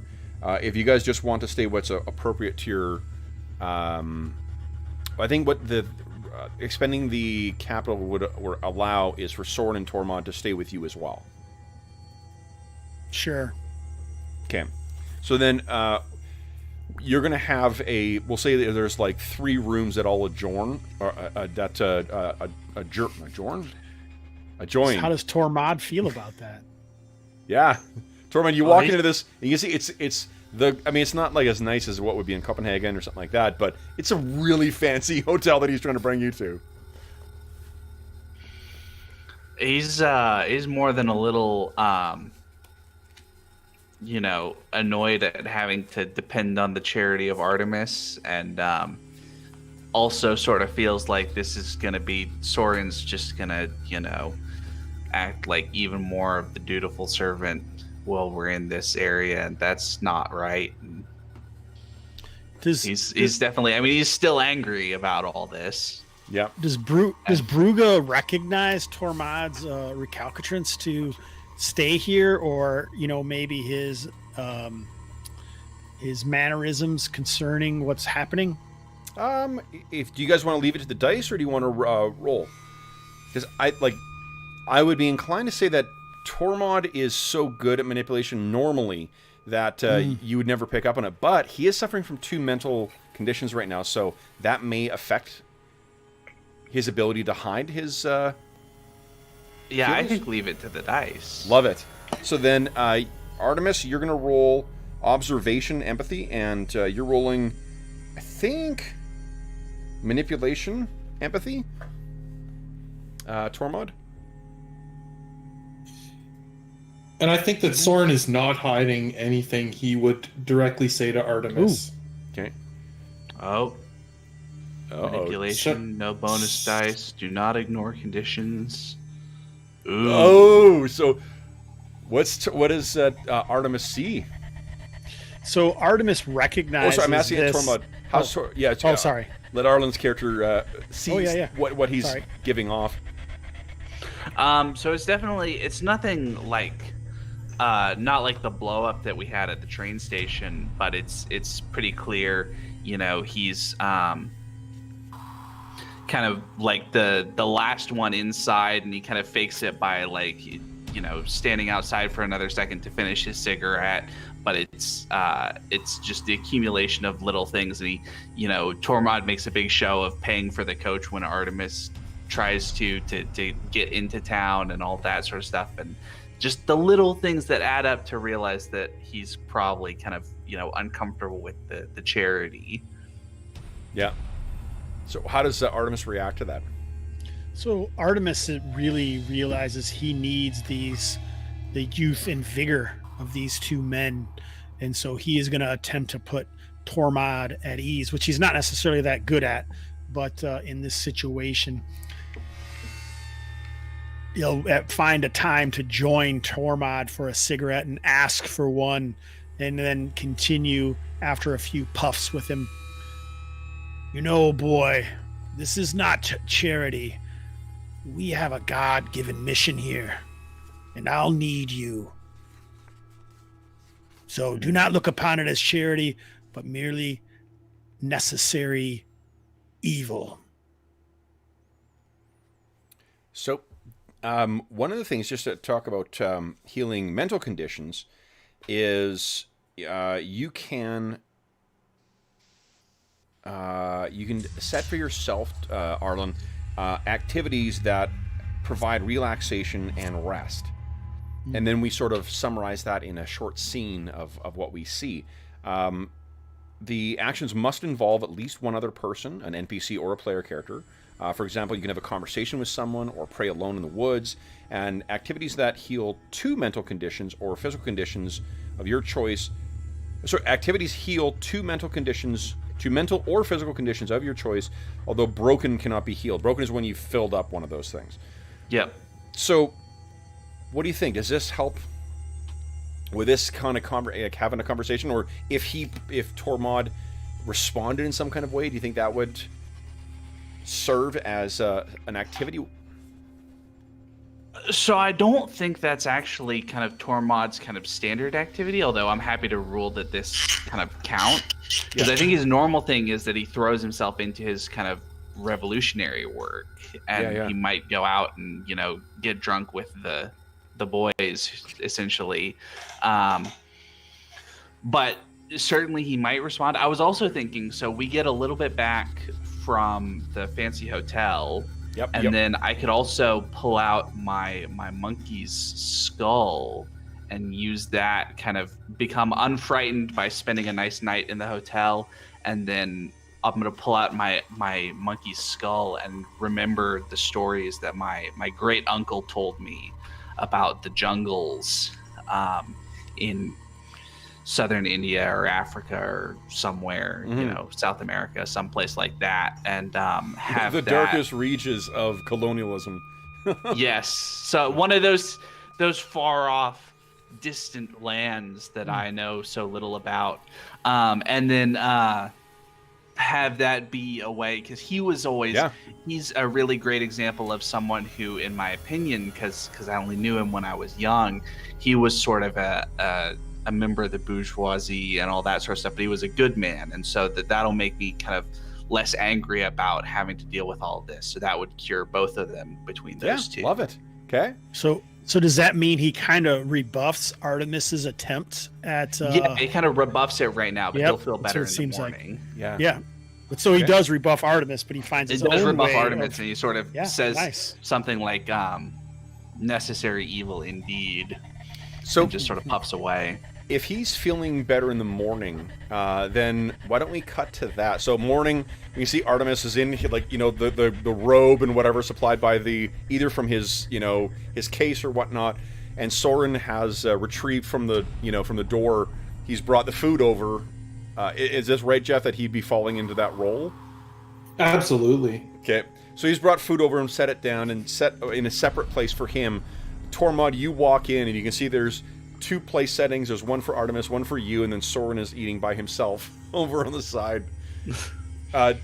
Now feeling better, obviously you can take off those conditions now. Soren, you can get rid of your physical condition too, with a good night's rest. Oh yeah, battered, right? Yeah, okay. Yep. And if alternatively, Artemis, what you could have done is used your medicine here. Now, the way I'm going to rule the accommodations, you're going to be able to stay here for as long as you can, but you only get to take advantage of that healing a condition thing once. Tormod, I'll leave the scene to you guys. What happens next? So Tormod walks in. He was fairly grim last night, and he's clearly much cheerier this morning. Is Artemis, Soren, how good to see you still, you know, in good condition and all that. Soren, you look like come sit at the main table, Soren, and you look much better than last night. Good night's rest, good for all of us. So Artemis is surprised at this, and his immediate response would just be like, "I saw indeed. Good morning." What's in that tea there, sir? How does Soren join us? Oh, the lad, I suppose so. He'll look uncomfortable, but he'll say thank you, and he'll take a seat. Okay. So what Artemis knows about this is that over the past 2 years, there's actually been 15 child deaths here. Okay, so he folds up his paper and, puts away the differences with Tormod and Soren's uppiness at Tormund's behest, and it's time to get down to business. 15 deaths in recent memory, as I see it. So, who has some ideas of how to deal with this little gremlin? Can I add something to here too? Please do. So here's what I'm thinking: is that Artemis, in part of his collection, Artemis goes over, and once you guys sit down and you finish your breaking fast, he walks over to one of his like steamer trunks or whatever that's sitting upright, and he pushes it open, and you realize it's actually a portable library, and it's full of all these journals. And it's shit that he's been writing over the years, and you sort of go along and you grab one, bring it over, and this is the one that reminded you of. Somehow it just got lost in your library. Boom, and you put it down. But you've got a trunk full of this stuff that you've been researching over the years. Right. And then I'll leaf through it. Ah, yes, here it is. 1802. Another one. I start reading off these dates and what happens. Body totally cut in half by an oncoming train. Father accused of throwing his child in front of another train.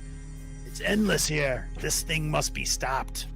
Yeah, and there's a couple ones that seem to follow that sort of that vein, where there's discussions of prosecutions of parents not watching, and it's not only jumping in front of moving trains, it's also somehow finding themselves under the trains when they start up. So very much like what she had. So is it possible that maybe I could go back to the very first one, and then maybe we could think if this is what happened, and somehow this created some problems, or maybe like find an address or like who it was originally, and then maybe we could track that person down or that family down. Yeah, the earliest one was second here. A woman named Abella Amundsen. I'll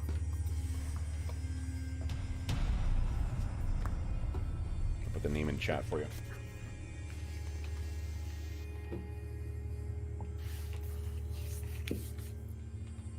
Grave look over his readers at the others.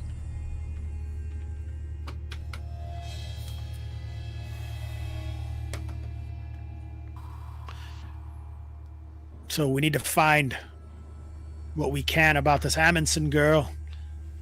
Or this was a woman who was tried or was accused, or this is the girl who died, or this is mother. It's it was her daughter actually who died. Or the daughter's name? They may not even put that in there. I don't know. I think they would. Justina. Okay. Justina Amundsen. And Abella, they describe her as a dancer.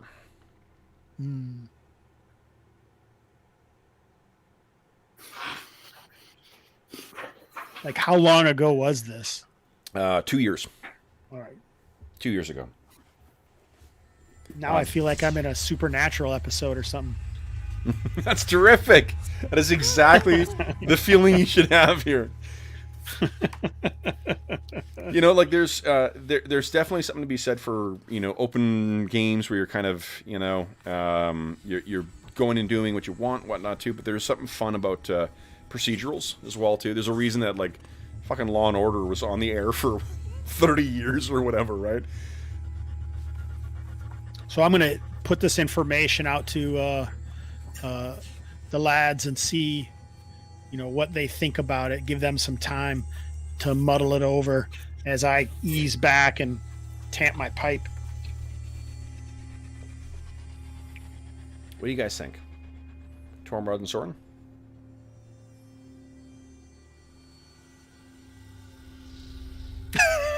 I think Soren is mulling it over and trying to decide if he can think of any way to track these people down. It's sort of not something he's good at. So he's trying to sort of contribute and be useful. So he's really thinking about it. But I mean, what you could do is... Well, I have some ideas. You don't have to tell us. No. What I'm going to say is that what I wanted to say is, excuse me, the mechanics of the thing. So, clues are the thing that drives you forward, right? Like, drives you further into the mystery, helps you understand the stuff you need and whatnot. But clues come in the form of people, of locations, of, information, and through text or whatever else, like info dump kind of stuff. And you basically take actions to try and uncover those things. So you can be... The cool thing about the game is, because it's got such a short skill list, and the way that I think, like, this is where you could see where the advantages can come into play. You could set up a contact, or you could set up some pre-existing contact with the place, or whatever. And what you can also do is, over the course of you conducting the investigation, you can choose to go and get out and meet people, and then the dice result will help inform me whether you uncover clues. And again, clues can be people or whatever. So feel free to be inventive with it. So it seems to me that as a performer, it wouldn't be unnatural for us to ask, like, the main person at the hotel, if we were interested in dancing, where would we go to see a performance, or to see if anyone had heard of this dancer Amundsen or not.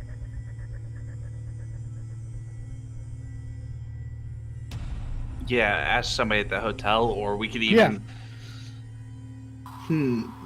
That would be Artemis's first step, but I mean, Tormund has maybe other contacts that we could use. Yeah, Tormund might have contacts that we could use. Your information says that this Abella and was the Justina? Justina was the daughter. Justina, the daughter, that they lived here.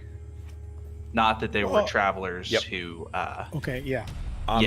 So that's another interesting thing, is that it is a mix of locals, and although the first couple of kids seem to always be locals, in fact, the second seemed to come from a fairly prestigious family as well, the Hjort family. Are you going to put that in the chat? I will. You don't know how to spell Hjort? Hobbs, come on.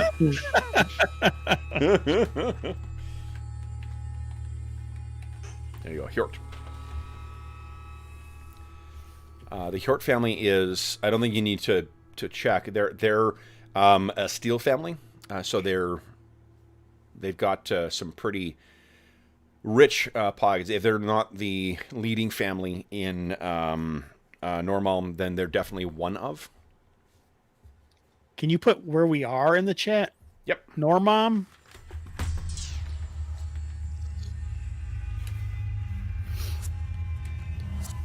Normal. Okay, thank you.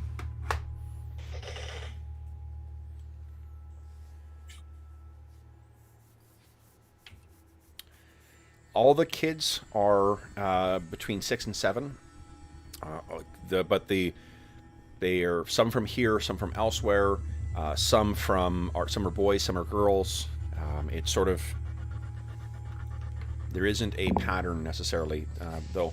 Those are the first two ones. And last night there weren't like locals, right? Because we had sort of established there wasn't like a stand or a place or anything. No reason for locals to be at the train station when our train arrives, so we can be fairly certain. That remember the woman was embracing the man. That you saw. Okay. And there were two other kids in addition to Jenny, the one that Soren rescued. Mm-hmm. So we might be able to find like the mother and that family too, and see what, if anything, has happened with them. Soren definitely you would recognize them again if you saw them. Okay. Yeah, for sure. And here's what we could do too. If you want to try and, like, you didn't get their names or anything like that, but what you could do is I'd let you do a flashback to do a roll to see if you remembered something distinct about them. Okay. Did they get back on the train? No, she was greeting. Well, I don't think you saw them go back to the train. Oh, okay. Yeah, okay. Yeah. I just wanted to see, if I noticed that. No, that you definitely saw. Like it was a homecoming that was interrupted by her near death. Okay, so they're definitely local people. Yep. Do I know anything about possible Vaesens, like child poltergeists that can turn into crows, or Not with the information you've got right now. Okay. If you knew more about, let's see here, if you knew more about the what you would need to have is access to something like a library or something that had more. What I might let you do is, I think right now the difficulty would probably be a 3 for you to try and like look through and cross-reference your notes to try and get some sense of what this might be. But as you get more information about it, about what it did, or what the background is, that might help you get a better idea of what this thing might be. So mechanically, what I might do is, as you learn more about this, that difficulty number might go down. So, can I establish a truth about Normalm, that there is a library of someone studying now, hold things? on, how many times can you do that? I don't know. Is it only once per session? Or can you keep doing it? Let's see, what does your talent say? I don't know, I only wrote what it does. Okay, let's see here. Because I have to pass a learning test, so I don't know. Bookworming, knowledge, erudite, here we go. Truth about, you may know. Yeah, I might. So what is it you're trying to establish? That there is a possible library of the occult or something in Normal. No, definitely not. No. Because that would be weird. Yeah, it's got to be something that is like what things that like. It needs to be something that would move you towards unveiling clues, not necessarily reveal the clues themselves. You're establishing something that, like, what you could do is you could remember someone, or you could say, like, hey, if you want to feed to one of the other players, hey, isn't there this here? Or, you may know the name of a dance hall, say, that's here. Okay, that sounds great. Okay. Two things. What? Question. The 6 principles we talked about at the beginning, that's something for the players. That's not something that our characters know, correct? That which knows? Like the 6 principles we went over right at the beginning, yes, stuff that's about like. Yeah, okay. That's for the players to know to get on. I just wanted to confirm that it's not that we have some insight that the Vaesen are not inherently evil or whatnot. We don't really know any of that. No. So the neat thing, the way that the game is set up, the way that you default play the game is it's after your characters have just been inducted into this organization. So your characters are given a little bit of more information. So as players, you do that. I just thought it'd be more fun to have you guys go through. To play us a little cold, yeah. Okay. Absolutely, and that is another way they encourage, like they suggest, like you can also play this. Start with everyone with their first investigation and then be brought into the thing. And to me, like for me, that's cooler because like that's the that's the origin of the group, right? Right. And the second thing I wanted to point out is before when I mentioned the tension with Soren, that wasn't that Jeff didn't have any ideas. I was just trying to point out how Soren wants to help Artemis as best he can, but his skill set really doesn't match the investigative stuff that we're trying to do. So it's sort of the tension in the character more than the tension that I'm personally feeling. So but you're also free to try. Remember that the game encourages you to roll dice only when absolutely necessary. So the mysteries are not necessarily set up like a skill challenge where you need to generate a certain number of things. You can role play the shit out of your characters and just go out and investigate as if you would in any other role-playing game. It just so happens that if you've got a shortcut towards that with some of your skills, you can structure a scene around making a skill roll. Right, absolutely. Yeah. So what are you guys thinking of doing? What is Tormod thinking of all this? Yeah. So I think Tormod's thinking we could just go to his friends, and they probably know this town isn't too big. They probably know the Amundsen woman and about the Hjort family and all that sort of stuff. We could just get some information about at least where we can find these people from his buddies, and that might be a, that's kind of where he would go rather than asking around at the hotel about that. Okay. Yeah. I mean, like they're I think that what they may do is not only are they like cranking out tracks and stuff like that, the Hjort family at least would certainly be the most visible or among the most visible people in town, so they may have some good information and gossip about them. Yep. Because that's just, ooh, those Hjorts, kind of stuff. Okay. So it sounds like you guys might be splitting. Oh, first off, Artemis, do you want to make use of your erudite ability? I kind of just want Tormod to, because he's already got a feeling towards wanting to take Tormod under his wing and teach him that the Brugga are not quite the animals that he thinks they are. So he was interested to see what Tormod has in mind. So he's going to quiet down on his own blusteriness for the moment. Mm-hmm. So what are you guys proposing for the day? How do you proceed with this investigation? Tag along with Tormod is my plan, if he allows it. Yeah, we can go and we'll set everything to right between the two of you and all that sort of stuff while we're at it. So how do you picture Tormod meeting up with his allies? So I'm imagining to have like a warehouse with a printing press in it or something, and that he can just walk up nearby, and they probably have sort of like the non-revolutionary kind of front element, and then he says the code word to the secretary or something like that. Sure. And so the three of you walk in. Let's say it's it's an eyeglass shop. So it's like a middle bourgeoisie kind of thing. So it's a craftsperson who runs a shop, but they are kind of part of the middle class. So you walk in and they're there because they would need to have someone financing the printing press and shit like that, right? So, yeah. So you walk in and the person behind the till, how do they react to you?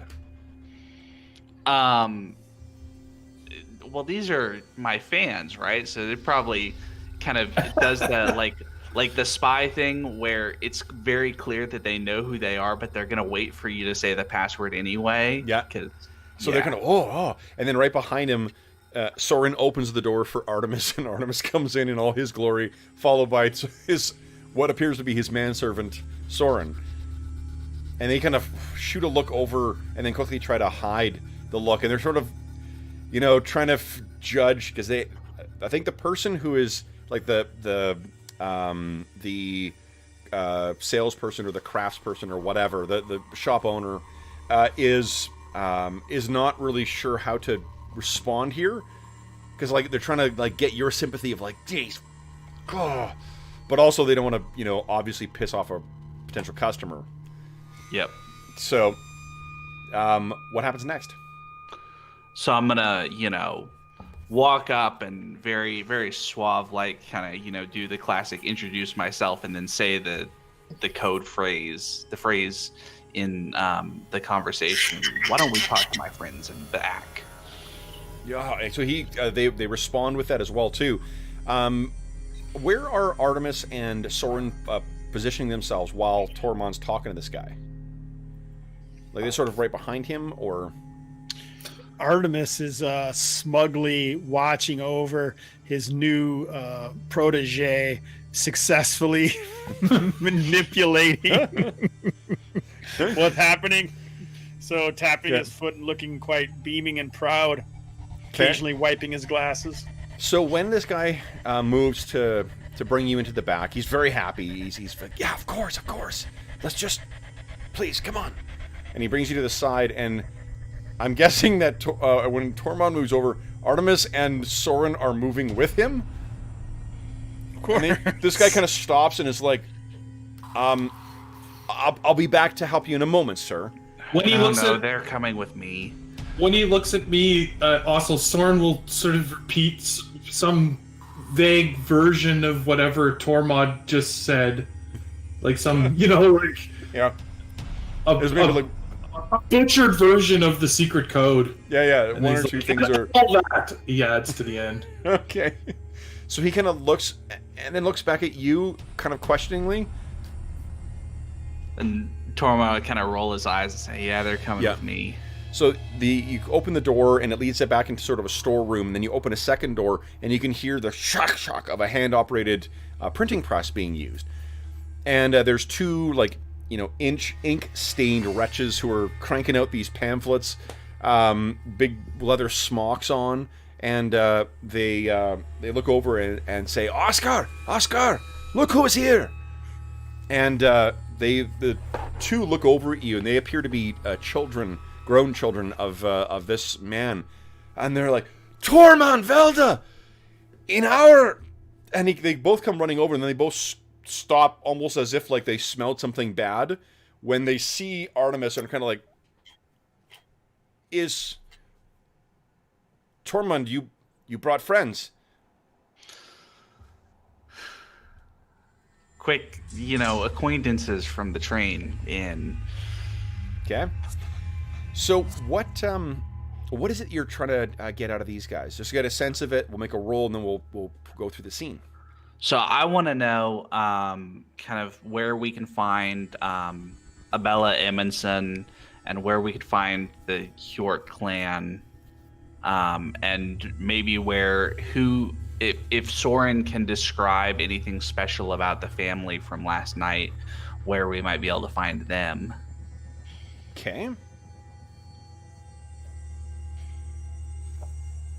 So, Soren, why don't we start with seeing if you knew anything from, or you recognize anything from last night. So, I think that's going to be a vigilance.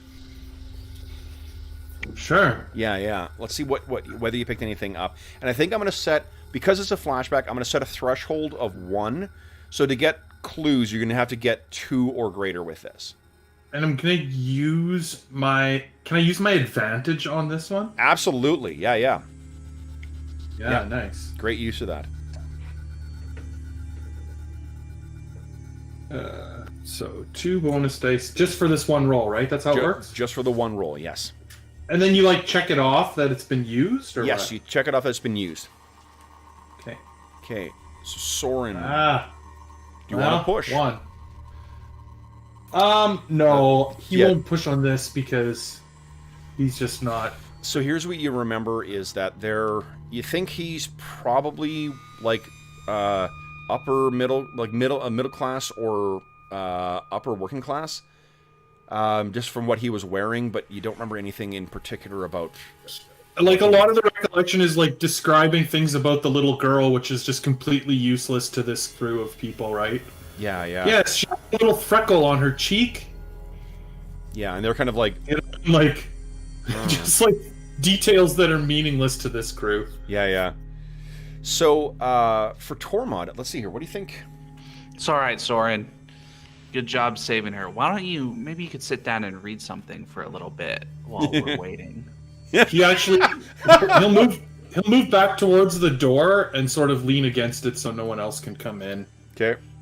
Yeah, no one's getting past you.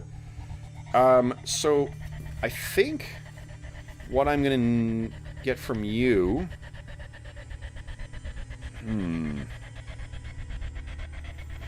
So you're just trying to get information out of these guys, right? Mm-hmm. So I think it's an investigation roll then. Because you're not trying to get them to do anything. And you're not trying to jazz them up about doing something. It's really just that. And if you want to use your advantage on this, you can definitely do that too. Okay. Investigation. Yeah. I'm looking at the skill lists, and the description for investigation talks about searching a room, understanding what happened at a crime scene, or examining a dead body. That doesn't feel so Right, but talky. no, but you're not. It's you're trying to get information out of them. You're not manipulating them to do something. It's trying to uncover information through this conversation that relates to the investigation. That's why it's investigation, not manipulation. Okay. Yeah. Like if you were Okay. trying to get them to go out and collect information, then maybe it would be something different.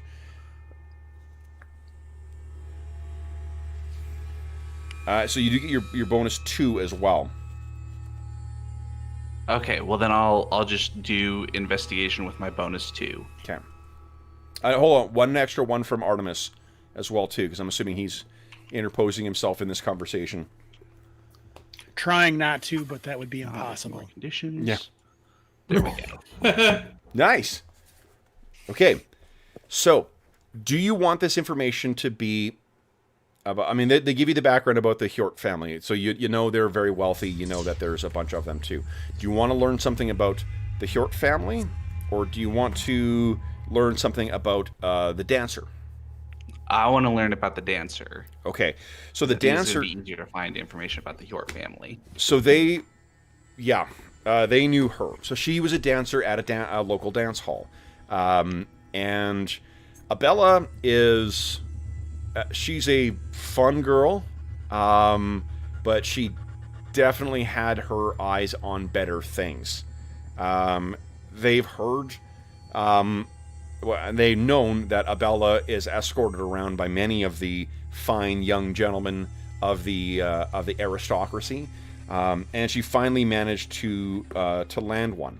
No one, and this is in spite of having a child that no one seemed to know who the father was. So even in spite of having an illegitimate child that was fairly public, to everyone, because when she died, everyone knew that, she still managed to land a rich man, albeit on the lower end of the economic spectrum, a lesser son of the London family, Lunden, London.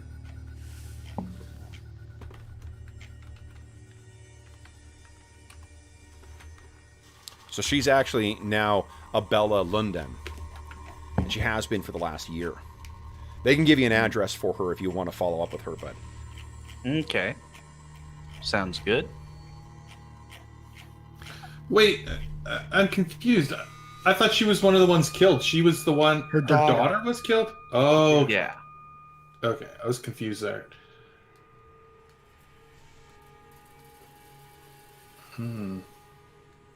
You can ask any other general information about the city or about anything else you want to know as well too from these guys, and you can also still take advantage of them as a contact if you want to try and do something else with them.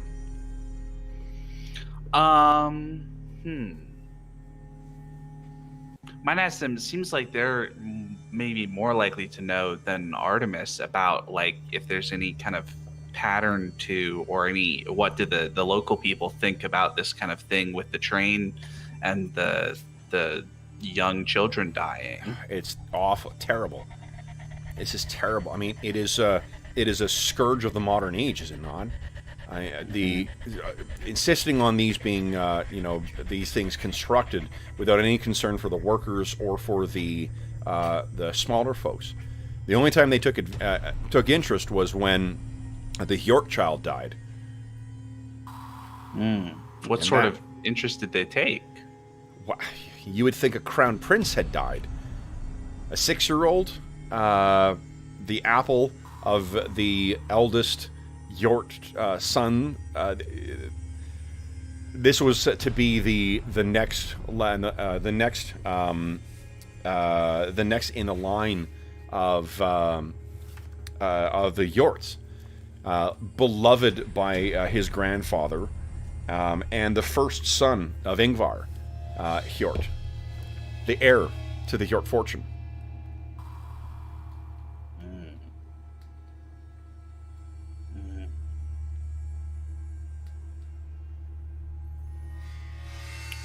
Were there any rumors concerning the loss of the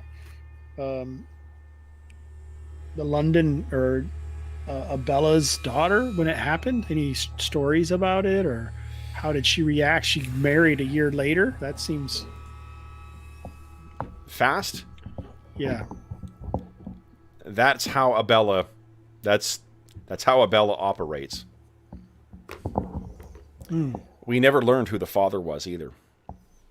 No one spoke of it, and the wagging tongues like to guess at who it might be, but was the child poorly treated? Perhaps with the child, it was an impediment for the ambitions of this dancer. You would not be the first one to, and like now that you're getting to kind of gossip, they're much more accommodating to talking to you, kind of forgetting that they're supposed to be, the class struggle. They're like, no, well, you wouldn't believe, and yeah, I mean, what they effectively paint is a picture of someone who may have thought the child an asset, but then the child quickly became a detriment. I mean, it doesn't take, you certainly come from society, and an illegitimate child is a way of sort of forcing a marriage in a lot of cases, and the fact that the child was so old and still didn't result in anything suggests that whoever the father was, if it was someone from an upper, the upper echelons of society, it wasn't something that was going to pressure him into marrying her. You've definitely attended in your day more than your share of effectively shotgun weddings. The family suddenly a well-to-do marries a surprisingly low status person, and lo and behold, they're blessed with a child 6 months into the marriage. What is there any connection possibly, like if the child was died and then became supernatural in some way? Is there a Hjort man who might be of eligible age to create that child? Oh yeah, the Hjort men are certainly of that of that age. What about the father of the boy that was killed? Sven or Ingvar? Ingvar. And they both kind of look at each other like, he has been seen at the dance hall. He definitely lived life, but this is such as the hypocrisy of, well, and he kind of gestures to you. The puzzle pieces have been found. We only have to arrange them properly now, lads. The Tormod has apparently been upgraded to a lad after his associates here with the with the revolution.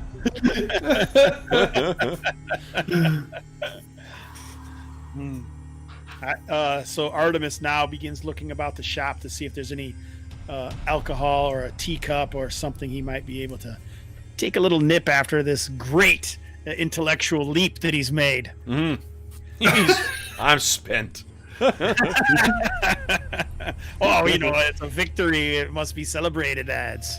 So one of the things that is particularly cool about the game as well is that the game is written in such a way that the Vaesen book can actually be used as an in-universe artifact. So if we played this in person, you guys would have this to pick up and flip through and be like, okay, hold on, what kind of thing do we think we're facing here? What do we think it is? Right? And let me just quickly tell you about one type of creature, because I think that you guys will be able to do more investigations as well. Or are we leaving this scene? Yeah, if you want. Well, I mean, is there more you guys wish to learn here? I just had something that Soren had something he wanted to do sort of at the end of the scene. Please do, yeah. I guess, and also Arlen, do you have anything further you want to try and speak to these guys about? I don't think so. Although it would probably just blow their fucking minds to do my automatic writing thing now in front of them. But no, let's wait on that. Let's do that later in the hotel. Okay. So, as they're leaving, Soren, who's been standing by the door, he opens the door for Artemis and Tormod. And then before he steps through it, he just sort of pushes it closed again. He turns back to them and he says, one more thing, gentlemen. Any news of the death of Lord Yagerhorn? Why don't you give me a investigation roll. Let's see how much they've uncovered from that. And I'll give you +1 because I mean we've established that these guys are remorseless gossips, which the NPCs are the best kind in investigation games. You got one. So, what do you think that means, Jeff? Maybe just that the news of his death has reached this community. Okay. And then he I was don't murdered? necessarily. Maybe, yeah. Maybe they're looking for a murderer. I don't know. Okay. We heard he was murdered or something. Just that kind of gossip, right? Yeah. Okay. And I don't think you didn't fail, so I don't think they put 2 and 2 together that they haven't heard that it's a butler or a manservant, and that obviously So one of the things, guys, looks like this. Oh, there you go. Oh, goodness. This is called a mealing or a myling. It is the ghost of a murdered child. And what it says is, of all the ghosts that have haunted people, the myling is the most tragic. It is an unbaptized child murdered by its mother and buried secretly, and it cannot rest in peace until the crime has been revealed. A myling makes its presence felt with screams and sobs at the site where it lies buried. Myling appear alone or in a group if there were several siblings put to death one by one. In the olden days, an unmarried woman who gave birth to an illegitimate child was a social outcast. That's why young, pregnant servant girls killed the baby before it could be discovered and buried it in the forest or hid the body under the floorboards in the farmhouse. Sometimes they couldn't bear to kill the child and put it out for the wolves instead. The majority of death sentences handed down to women during the 1600s and 1700s were for infanticide. It might seem remarkable that a woman could hide her condition, but clothes in those days were more loose-fitting, so a pregnancy could be quite advanced and still not obvious. Sometimes the mother placed a pair of scissors on the little one's chest to prevent it from returning as a ghost, but this wasn't enough to stop the mealing from calling out and crying from its grave under the floorboards, and so the mother's crime would be brought to light anyway. The only way to allow it to come to rest without punishing the child's mother was to give the myling a name and put its remains to rest in consecrated grounds. Solitary wanderers at night could sometimes hear a cry from under a pile of stones, or be stopped on the path by a strange child who demanded to be given a name. The sympathetic wanderer would then say, "You can have mine," and give the myling his or her own name so it could find peace and disappear.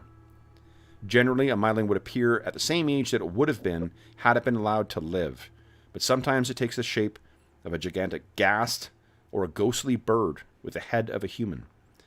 A myling is still a child at heart, and there are many tales about the pranks they play on the living and the mischief they get up to. They can transform themselves into animals and trick humans into catching them, but the magical being always has the last laugh when it vanishes giggling into the forest. There are stories about mealings turning up at their mother's wedding. Just when the party was at its merriest and the dancing had begun, a voice came from under the floorboard saying, "My legs are too long. The box is tight. Let me dance once more tonight." and a tall, thin boy rose up from under the floor, grabbed hold of the bride, and danced her to death. Then he disappeared. The woman had previously given birth to a child in secret and buried it in a box under the boards of the dance floor. And this is the illustration that goes with that little story. So, the cool thing with this is assumed to be partly incorrect.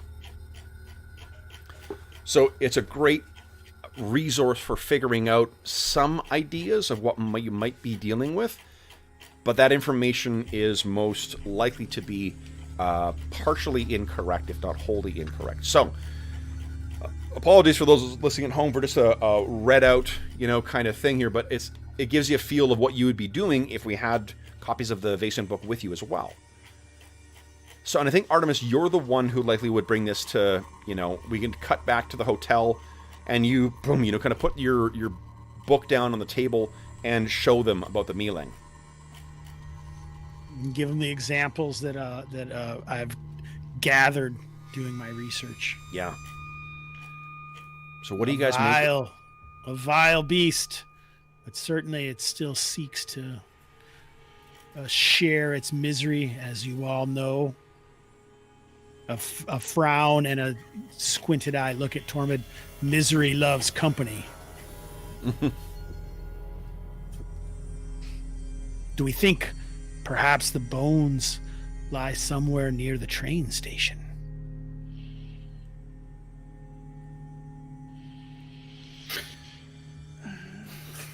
Maybe the child was killed using the train. Thus the connection to it. Is there any way we could get the dancer to fess up? That would take someone extraordinarily skilled in manipulation. Perhaps I should do it. Wait a second. Where's my pills?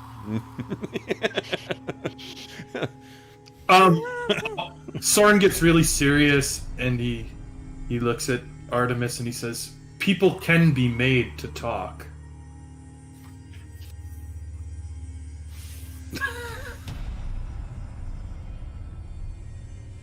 That's all he says. It's not. Perhaps a recalibration is in order. Soren, I don't think we're at that stage yet. And Artemis, we are talking about a child put to death, hardly a monster. But the monster has risen afterwards. It cannot control itself. Well, one of the details in the book suggests the importance of consecrated ground. It may be as simple as traveling to the local graveyard and seeing if the child has been buried there, or ask the local priest if he knows anything about that. I think we have to bury it in consecrated ground to break the curse. Well, but my point is, if the child was buried in consecrated ground originally, then we know something important about what's going on, right? Because it could be that this first one wasn't the first one. This is just the first one that we know about. That's sort of my point, is that if Abella had the child buried, and if Abella didn't have the child buried in consecrated ground, then while that's pretty helpful to us, we just need to find where the body is and bury it ourselves. Artemis puts his teacup down as the scene starts to close and turns to Soren. Lad, we need a shovel. So how do you guys, it sounds like we're cutting to the graveyard next. How do you guys want to approach this? Now, do you have any money left over? Any capital left over? I don't. Artemis? No. Because I was thinking, if you had, Soren and I start with any. No, you guys are broke. So we spent it all for this hotel. Makes total sense. So the reason I thought I was asking is because I think I'd probably let you bribe with one capital. You could just bribe your way in. Otherwise, you guys got to tell us how you're sort of getting access to this. If you're just going during the day, you certainly will be able to access the graveyard. But if you're planning on attending later at night, you may need to make use of. Soren, did you take that hurricane lantern? I do have a hurricane lantern. Yes. So he's got a lantern. Well, we should go during the day and Yeah, we go during the day talk and ask. to the gravekeeper or whatever. Sure. Yeah, see what's up first. So And then You can definitely gain access to the graveyard then. And I don't think you're not going to need to roll. You spend a little bit of time, looking around. If you ask for it, what we can, what the scene kind of opens with is you guys standing in the graveyard. Snow is, covering all the land around you guys, and you're standing before the very, very simple tombstone of, gosh, what was her name? Justina. Justina, yeah. And it says clearly on there, Justina. That's why I should write shit down instead of relying on the chat. Amundsen.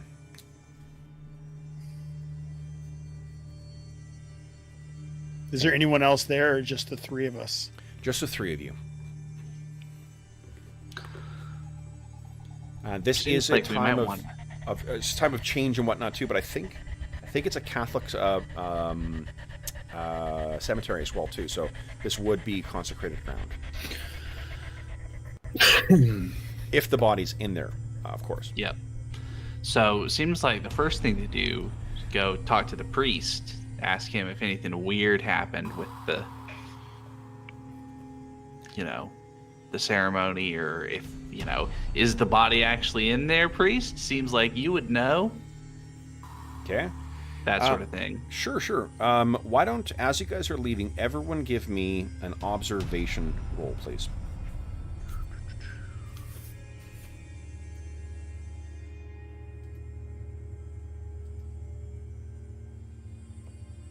Okay, so Artemis, you're the one who, as you're all walking away, and you agree that, all right, we're going to go speak to the priest. Tormod and Soren begin walking ahead of you, and maybe it's because you're slower because of your limp. But for a brief second, you think you hear, brought on by the wind,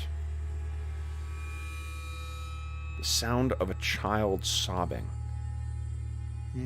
As soon as you stop and look back, it's gone. I need you to make another fear test. So logic or empathy. And you get to, this one's only a 1. All you need is 1 success on this. Oh no. Uh-oh. So which, you're going to get a mental condition. Which mental condition do you think you've got? The one that always seems to plague Artemis when certain things happen and he becomes hopeless. Okay. All right, so just defeat grips your soul. So Tormod and Soren, you both look back. What's the difference that they notice in Artemis's bearing to reflect this hopelessness? Instead of brusque and having his chest barreled out, he looks much older than his 52 years, leaning even more heavily on his cane, almost incapable of keeping up with the others, and one hand clenched on his chest, on his coat, which would immediately, you guys would think maybe something's wrong with his heart, but in fact, that's where his bottle of laudanum is stored in an inside pocket. Nice. Okay. So we cut to you guys now arriving at the sort of the local, or the church that, because there's probably only one church in town, or one Catholic church at least, big, cathedral kind of thing. How are you planning on getting access to the priest, and how are you going to approach? Oh, that's awesome, Soren. How are you going to approach the priest here? Because that'll tell me what sort of rolls we're going to make here. So, seems like we're gonna start by just sort of talking about, you know, the tragedies with these children and the trains, and ask, you know, we think there was something weird last night around the tracks, and we've heard about this kind of problem plaguing the town. If they ask what your interest is, what would you say? I think we would just say that we were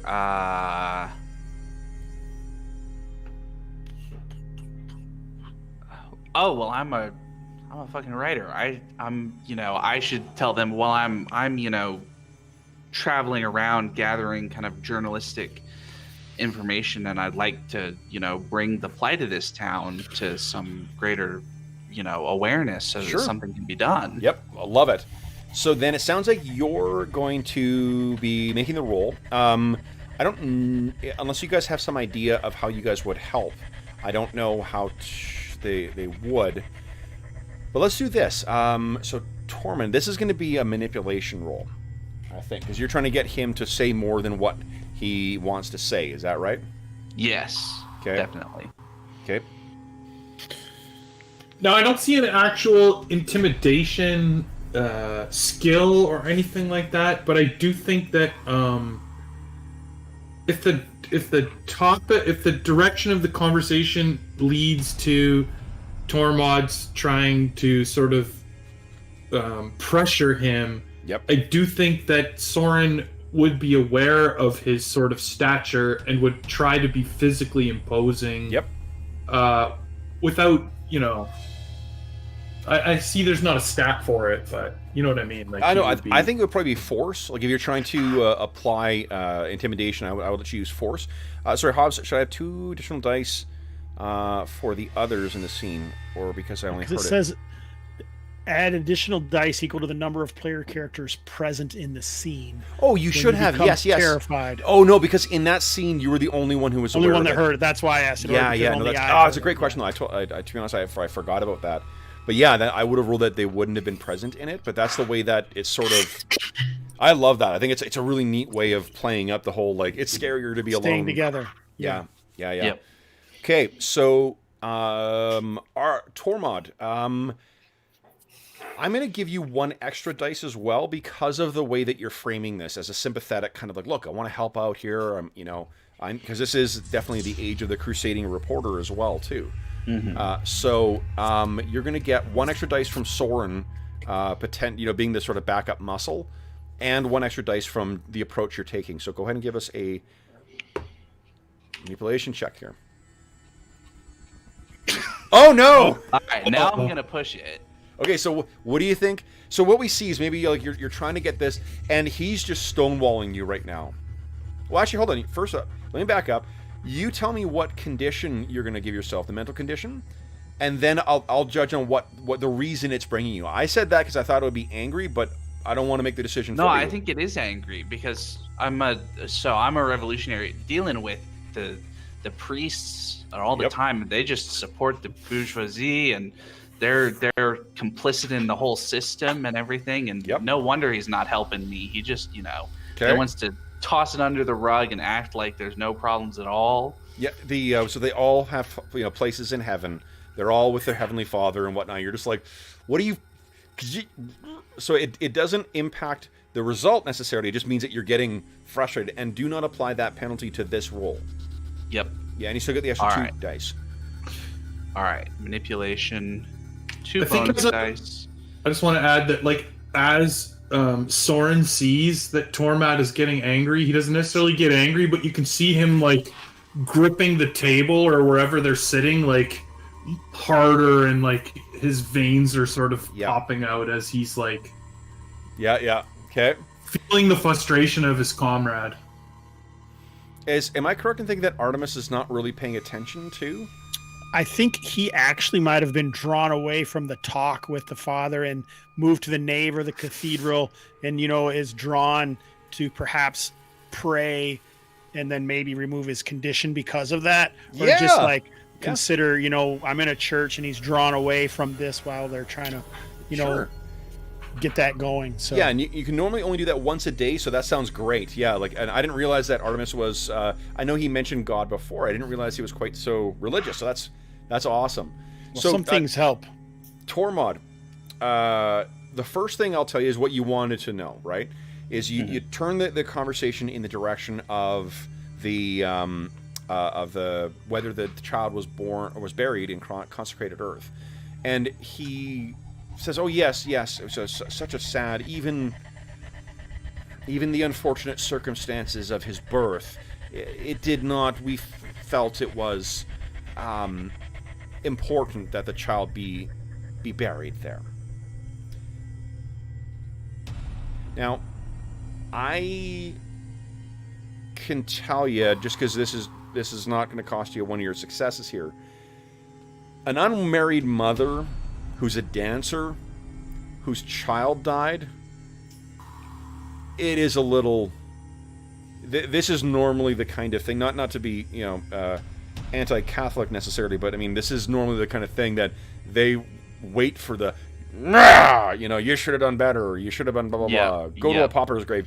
It's really weird. Like, there is a real, like, you know, class structure at the time, and to be outside of the class structure and outside of the familial structure that's expected and all. Yes. Yeah.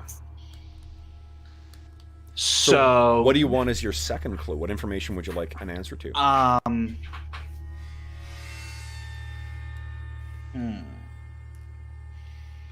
And he is being truthful. Yeah. You can tell that what he's telling you, the child is buried there. I'm not bamboozling you with the clue. So I'll probably say something like, so it's a very generous piece of charity on the part of the church to do that for a grieving mother and all of that. I'm sure. Was there something else? Another consideration? So, and as soon as he kind of makes a face, like, I can tell, and I'm gonna make it obvious that I can tell that you just, you know, gave it away. So here's the way I see these kind of things playing out, is that, like, because you're going to get the clue, this gives you an opportunity to, like, effectively play interrogation in God mode. So, because you're going to get it out of him. You know that because you're spending a success on this, you're going to get the information out of him. So how would you like this to play out? So I think he probably kind of, you know, he says something about, well, you know, it really was, you know, the charity of the church is hard to question, certainly, even in these trying times. And I'll just kind of look over at Soren, and Soren kind of stands up, and I assume kind of like, you know, knocks the chair back or the table back a little bit or something with kind of clear amount of force. So he, look, and he says, you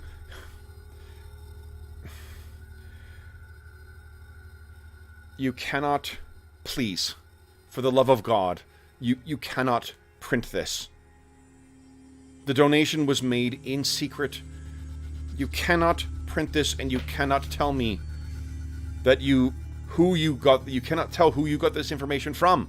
Please. That's acceptable. He's assuming you know a lot more than what you're letting on.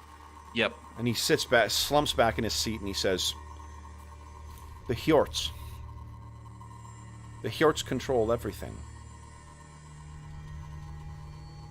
Isfig Hjort made a donation and made it clear that the child needed to be buried properly.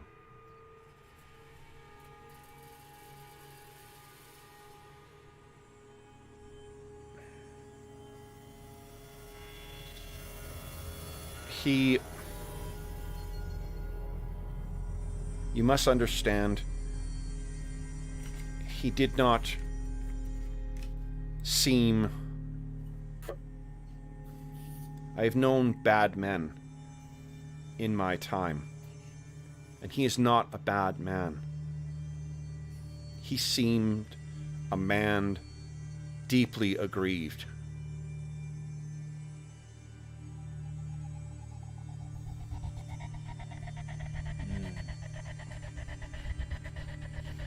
Well, thank you for your candor, Father.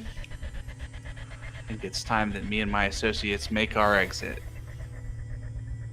You know, I'm sure you have it's the second. parishioners to take care of. As you're leaving, he says, it's, of course, the second funeral that he was involved in within a month. The second. Well, yes. It was his son. His son was the next child. Such tragedy for one family.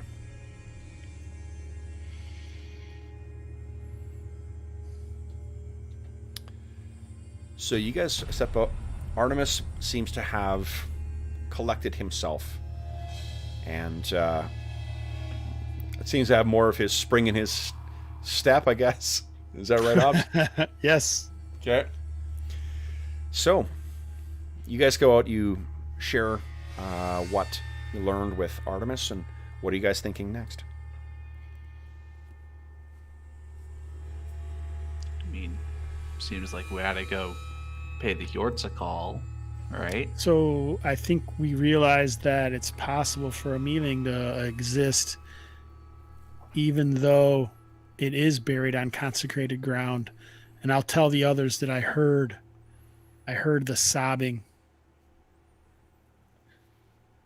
of Justina as we parted the graveyard, and it shook me to my very core. So what does it need to be laid to rest? What does she need to be laid to rest eternally? Clearly justice for what her mother or father has done to her. Soren seems on edge. Mm-hmm.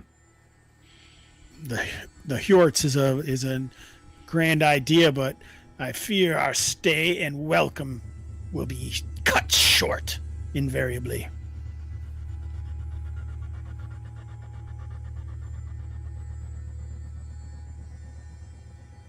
Do you think it is the woman or the man that we must next go to? For they have to be our priorities now. The mother may be easier to scare into the truth. Easy, lad. You two seem to be so easy with this situation, whereas I see those who would harm their own children as some of the world's greatest monsters. There are no greater monsters than man, of course. But we must hold on to our wits, lad. Hold on to our wits. Otherwise, all is lost. You can see that Soren is clenching his fists. Artemis's mind leads back to being a child and saw his uncle losing his wits against his own battles. And that is one thing that he's always decided must happen, even though he can't always do it. So I think if his mind turns back, once again, he idly starts humming that tune. Mm-hmm. Tormod, you hear this again.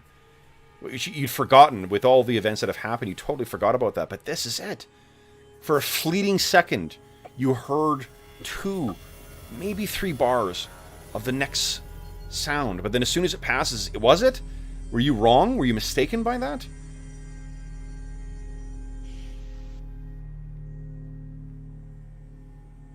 So what do you guys do now?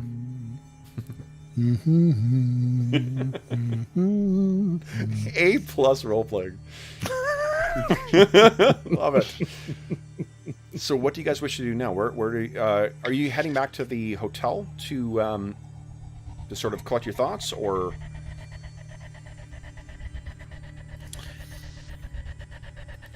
I think we need to... Go ahead.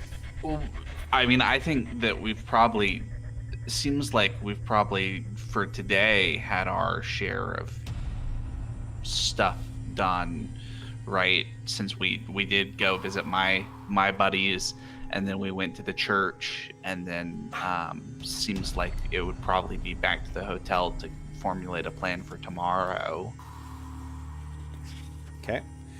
Are you certain we shouldn't get a lay of the land? Perhaps stop by the local pub. Are we not even going to question this, Abella? In due time, Soren. Perhaps a nip off the old bud will calm your nerves, lad. Soren pulls out the train schedule for this town that he had grabbed when they left the station, and he looks to see when the next train will come by. There are daily arrivals. It will be late today. If we risk the lives of any children on this train or in this community, if we dally to the tavern, Artemis. So this is the first time, well, second time that you've really seen Soren assert himself beyond his station too. So it's got to be something. Subconsciously, Artemis loosens his collar, seeing in Soren's eyes, his hands wrapped around his skinny neck.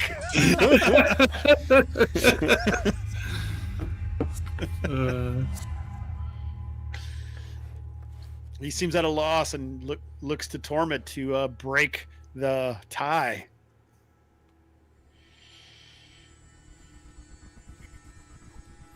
I think Soren's right. We can't wait while innocent lives are in as much danger as they seem to be. At the very least, we must find a bottle and be at the station while the train passes through to ensure the safety of the people. Okay. Maybe that's a good idea. Might give us a chance to interact with the spirit. Mm-hmm. And that'd be the kind of evening thing to do, right? And we can come up with our plan for the next day in the morning. But yes, I think that's a good idea to go back to the train station and try to see if anything weird happens. Three figures wreathed in their own breath, lurking in the shadows of the train station, passing a bottle. So you guys are heading back. You're discussing this as you're walking through the streets of Normal, and you're cutting your way down a fairly narrow street that kind of curves around. It goes up on one side and down on the other. And what you see is there are three men. You've seen men like this walking around here. They're big. They're wearing workers' clothes. They're probably steel workers. Would each of you give me a vigilance check, please?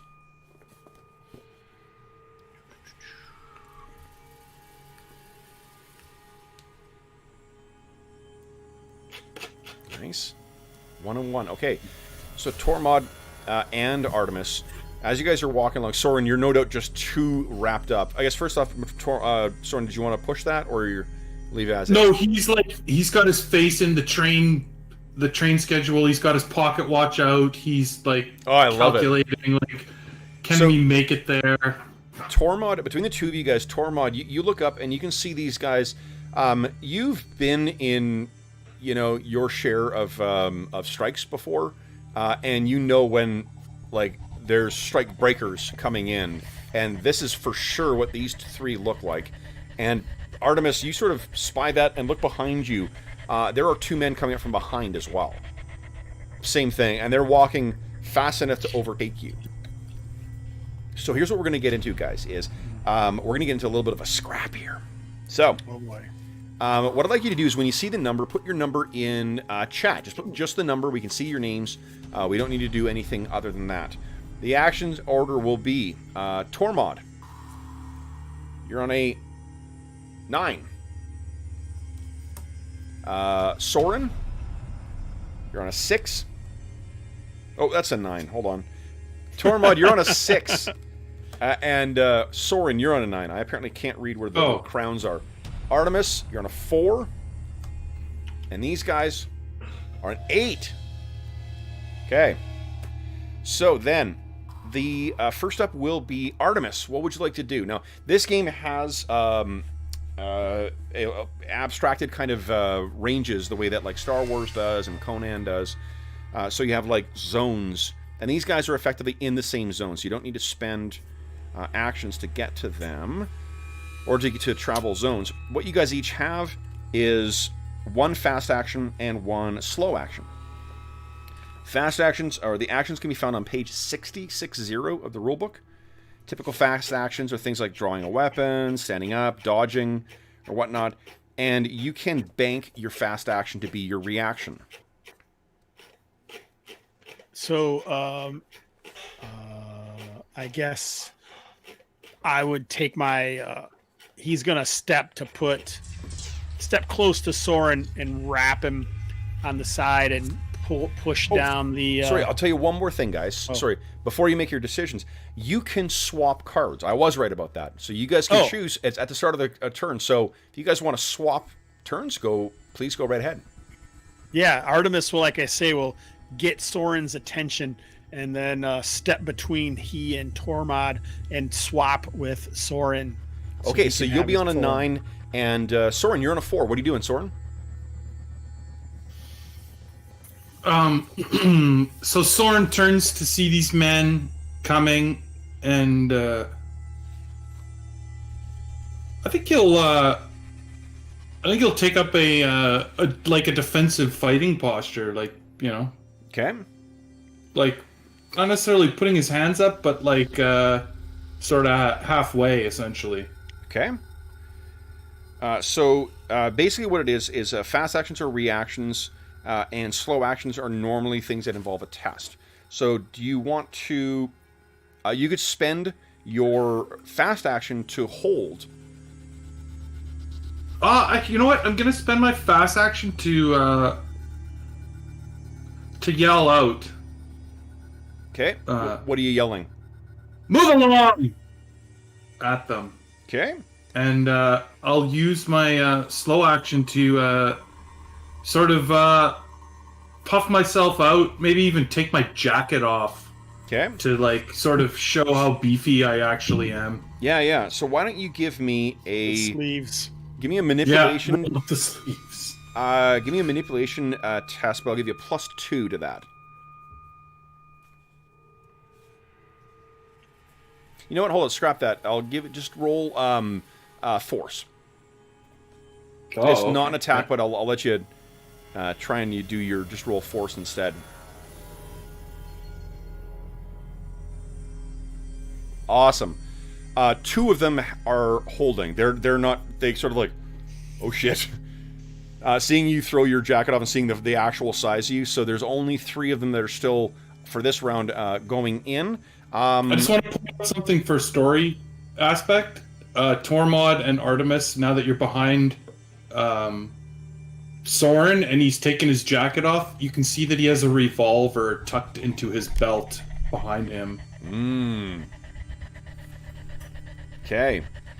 Next up will be Tormod. What are you doing, Tormod? So Soren went after the guys in front and intimidated them. I'm gonna turn around, see the guys behind, and kind of step back and say to them, "Are you sure you want to do this, boys?" Soren's been looking to work off some anger, and I'm trying to convince them that they don't really want to take us on. Give me a manipulation check, please. All right. 1 success. You want to push that? I love the pushing in this game. It's a great mechanic. Yeah. Get a reroll for diminished rolls in the future. So when I push, I get to keep my 1 success and add to that on the second roll? No. Right? You just re-roll. Can you take whatever you re-roll? Okay. Yeah. Well, then I will will just leave my 1 success because I did get 1. Okay. Yeah. I think that's sort of a correct mathematics on that thing. Yep. Oh, sorry. You may re-roll every dice except the 6s. So you've already got one success. Yeah, so I you get to keep my one success, and then I could reroll the 5 more for. Exactly. That's okay. Cool. So I think then in that case it makes sense. Okay. To push and try to get these guys to head out. What is the? Are you frightened by them or are you angry? Well, I was already angry, so I think I'm a little frightened, not by them so much as I'm frightened by seeing Soren's pistol in his back pocket and realizing that this could get real violent. Okay. Without, all right, so is there an option guys, for -1 for the 1 success already? Is there an option on the character sheet for pushing? No more successes. Oh. Still, so what you've done is one more of them. He sort of turns. He sees the pistol as well too. One of them is breaking. He's going. Yeah. And what that is, some of them were behind. Yeah. Yeah. I've applied your 1 success as effectively mental condition. NPCs do not have the full range of 4 necessarily. Right. So, yeah. So there's like minion rules kind of in this. All right. So one of them breaks and is going to be jetting. However, there's still 2 more that are coming in. One of them is running right at you, Soren, and one of them is running right at you, Tormund. Because you interacted. They're acting before Artemis gets a chance to do anything. Soren and Tormund, you both have reactions, or not reactions, fast actions left. So if you'd like to, I'm going to let you take your jacket off as part of your dice action there, Soren. So So the way it works is you can use agility to dodge, and force or close combat to parry, depending on whether you're armed or not. So do you want to use agility or force? I'm assuming you guys are going to defend against these things. You have to say before I make my roll. I will use parry, but I am also tough as nails, so I have +2 to my force when fighting unarmed. Yep, so add force +2 for yours. So I'm going to parry with just my regular force. Okay. So go ahead and roll, guys. And let me see here. How much do they have? 4. Ooh, they have a lot. These guys are tough. Okay. Nice. 2 successes for Soren. 0 for Tormod. Shit. I got 2 successes, but each success you get on a defense takes away 1. So these guys come running in, and Soren, you're throwing fists, but you're blocking and parrying each of them for the first, or for the one big guy. For you, Tormod, let's see here. I got 3 and clear successes here. I only rolled 1, though. And in close combat, unarmed, let's see how much damage it does. It just does 1. Oh, it does 1? I believe Yeah, I'm pretty sure I looked this up before. It's just a single damage. Oh, okay, so let's see here. I think it's kind of like the point of weapons is like even a dagger doesn't do much more. Oh yeah, but extra successes add additional damage. Yes. Oh, So I see. Okay. Yeah. So, but he only got the 1 to hit you, so that's it. So you take one physical condition. What do you think that is? I think he knocked the wind out of me. He gets me with a good uppercut to the gut. Yeah. All right. So then we end with Artemis. What are you doing, Artemis? So Artemis is going to try and get the person to, he's going to just reach across Tormod and whack the guy with his cane. Okay. Trying to lure him into maybe paying attention to him, where Tormod might be able to get the jump on him next. Okay. So that is close combat then. Oh, I'm not really trying to hurt him or anything. I'm just trying to get his attention, or more like lure him into maybe being at a disadvantage against Tormod. Okay. There's a lure enemy to a certain place as a slow action. I don't know what that means. I'm really just trying to help. Sure. Yeah. Yeah, so let's do that. So I think if you're successful, what I'll do is every success on top of what you roll, on top of the 1, will add to Soren's next unarmed. Or force roll. Okay, so go ahead. Give us an agility roll. You just need... let's see. 0. I mean, I only have 2, so. Do you want to push it? No. Okay. All right, so that is the end of that round, guys. Next round, let's see here. Arlen, you're acting on a 5. Jeff. Soren's on a 10. Artemis, you're on a 3. I'll trade with Soren again. And they're on a 2. Oh shit. Okay, so the first thing is the one. So the one that's fighting with you, Soren, is going to try and scrap again. Would you like to use a fast action to defend? Absolutely. Okay. All right. I rolled 1 success. Nice. So once again, he tries to get past your defenses. Can't do it. Arlen, Tormod is going to get... This guy's trying to batter you again. Yep, I'm going to try to... 1 success. All right. Bonus dice, none. Do not ignore conditions. Oh, shit. Gets you for 1 more. What do you think happens? He kind of gets me. You can see he gets me like, you know, a good shot right across the face. I'm gonna have a shiner in the morning. Oh God. Okay. Is he taking physical conditions too, or no? Yeah. That's you take a physical condition for each point of damage. Okay. Wow. Yeah. Okay. Then it is. Let's see here. Soren. Soren's on a 3. What are you doing? I'll attack him. I'll punch him back. Okay. He's going to try and defend as well. So go ahead and make your roll. So you get plus 2, right? Yeah. What a terrible roll. Oosh. I did get 2 successes. Do you want to push yours? You got a lot of dice. I do have a lot of dice.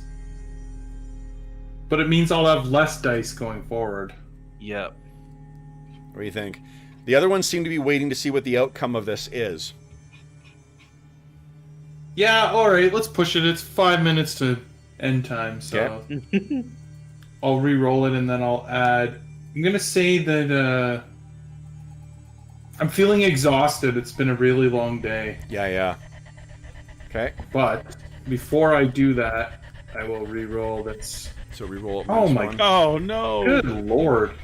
So you're changing... I rolled 6 4s. Oh, shit. 1 6. Okay, then next Oh my god. on a 5 is... Oh, wait a second though. You were supposed to keep the 1. Yeah, You so had that's and only that's- rolled that's- 9 like dice. Kevin rolled 2. I rolled... Oh! Right, so it's even. Yeah, it's even. Yeah. Yep. You're right, I was supposed to roll 1 less, yeah. Well, you know what? Let's. You didn't roll it properly. Go ahead and roll it one more time with -1. Let's see what happens. So rolled 9 dice. Yeah. Yeah, so it's actually better to check the thing and then roll, because it does take 1 away. Right. Okay, here we Check go. what thing? Oh, I see. Oh no. Even worse. Okay. Oh my god. All right, so Okay, like a unfortunately... 96% chance. Jeez. Tormod, you're up next. What are you doing? All right, I'm gonna try to give this guy a hit back. Okay. Smack him across the face once or twice. Force, no bonus dice. Do not ignore conditions. Nice. But hey, maybe. I got 3. Yeah. So he's Yep. definitely mastering you. Then it is Artemis. What are you doing? I'm gonna have to try and help out, but this is not my deal. So I'll here's the try and upside. whack somebody with my cane. Both of these guys have used their fast action already. Oh, so they can't dodge. Yep. So as whatever long as- happens, it just happens. Yep. Okay. Nice. Oh, That wasn't me. That was Tormund. Oh, it's Tormund. Okay. That was my old roll. Shit. Come on, Artemis. Oh yeah, I don't think so. Oh, you only got 2 dice.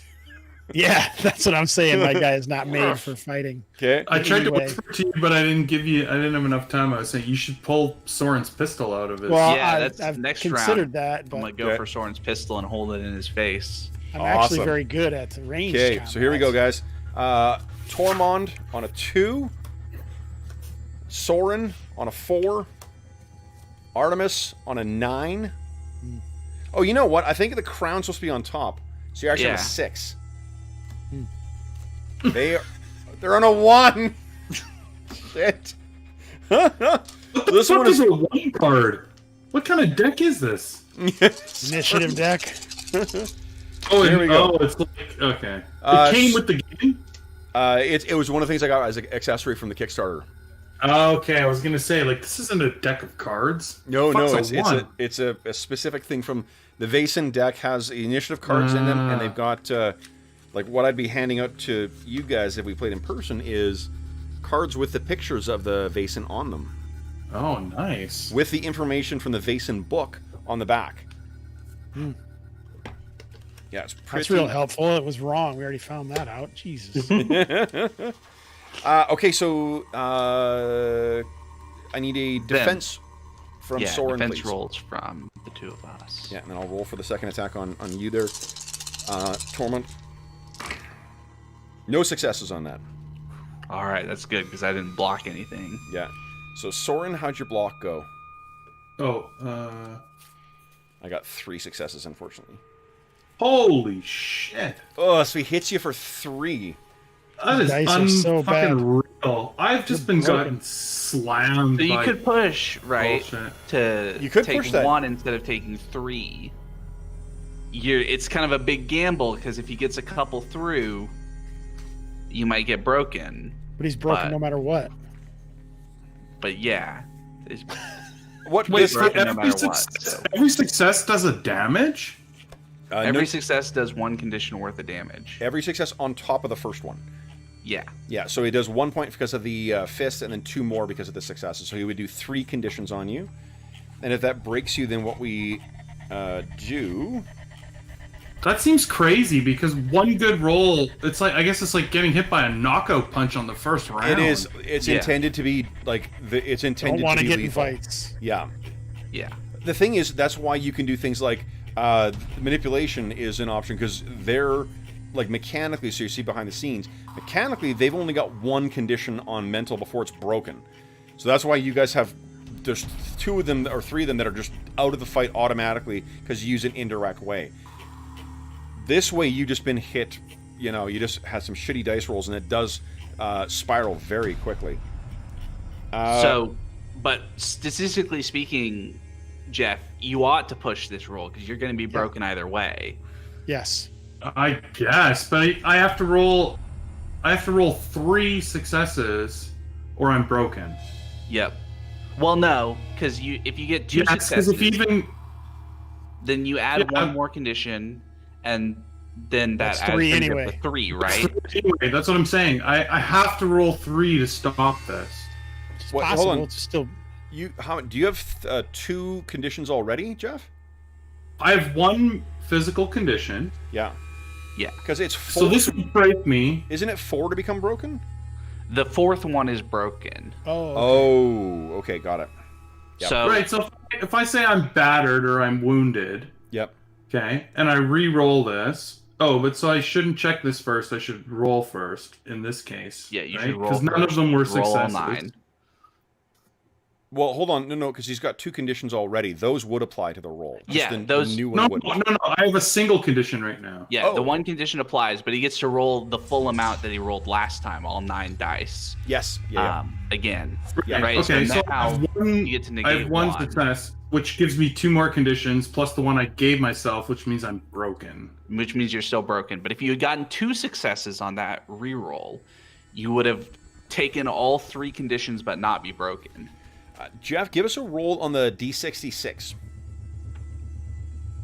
Yeah. 43. I think I was doomed either way. Oof. So you suffered a dirty wound. Ugh. So something has happened that has infected it. Yeesh.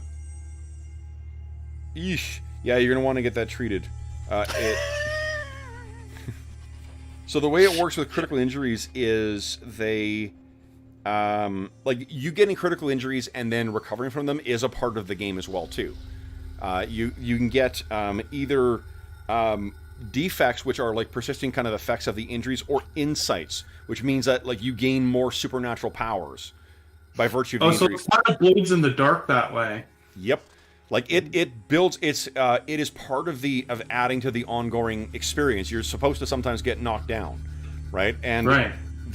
it doesn't mean that you're dead, and you can treat this as well too. Like this is just a really bad wound, and maybe this guy had something on him that you guys didn't expect, and he sticks you with a dirty shiv. old rusty shiv or something, and you're like, oh, and it's right in it's gonna pierce in your guts, which is why it's a dirty wound.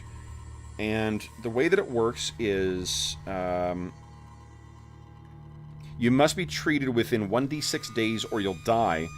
But if you're treated, you will have acquired a defect. And it's something that acquires you negatively. This was 43. No, it was dirty wound. Sepsis. Yeah. -1 to force. Wait, what? So if Not yet, don't not treat- yet. If I Not don't yet. treat it, I die. And if I do treat it, I lose 1 to my force permanently? Yep. Yep. But it's okay. It's really easy to gain it back. Yeah. What do you mean it's easy to gain it back? So there are at the end of the session, Kev's going to ask us 8 questions. As long as let's finish this scene, then we'll talk. Because it is worth going through we're going to do that quick checklist. So what happens, guys, is this with Soren dropping down, the rest of them are backing away now. Soren is bleeding from a pretty nasty, wound. I was gonna whip the gun out and shoot somebody now. Yep.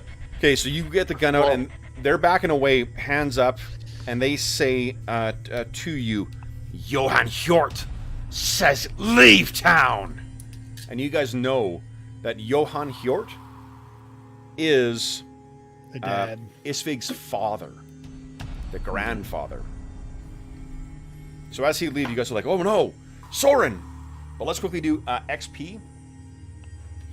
So, what the XP would be is I ask each of you these questions. The first one is my absolute favorite. Every time you guys can say yes, definitely put down, add 1 to your total. So, did you guys participate in the session? Yes. Yes. Yeah. Question 2, did you confront any Vaesen? Yes. Depends on the definition of confront. I think Artemis definitely. I don't know about Soren. I think all of you guys did. Yeah. Okay. Yeah. Did you identify a previously unknown Vaesen? Yes. Were you affected by your dark secret? I think that Soren might have. It's hard to say. I kind of. Yep, I think so. I definitely was. Yeah. Yeah. Did you take any risks to protect other people? Yes. I think Yeah, so. I mean, us staying in the town at all was kind of Yep. getting involved instead of. Have you learned anything? If Yes. what? And if so, what? Lots of things. But the Insert Hewitts are list of definitely clues involved here. in this death. Yeah, I think that's Yeah. that's an easy yes. Child. Next is, did you develop something in your headquarters? You guys don't have a headquarters yet, so no No. there. Did you perform an extraordinary action? No. I think Soren gets a yes on that from that incredible agility roll. Yeah. He did make one crazy move to save that girl. Yeah. Any of the rest of you guys?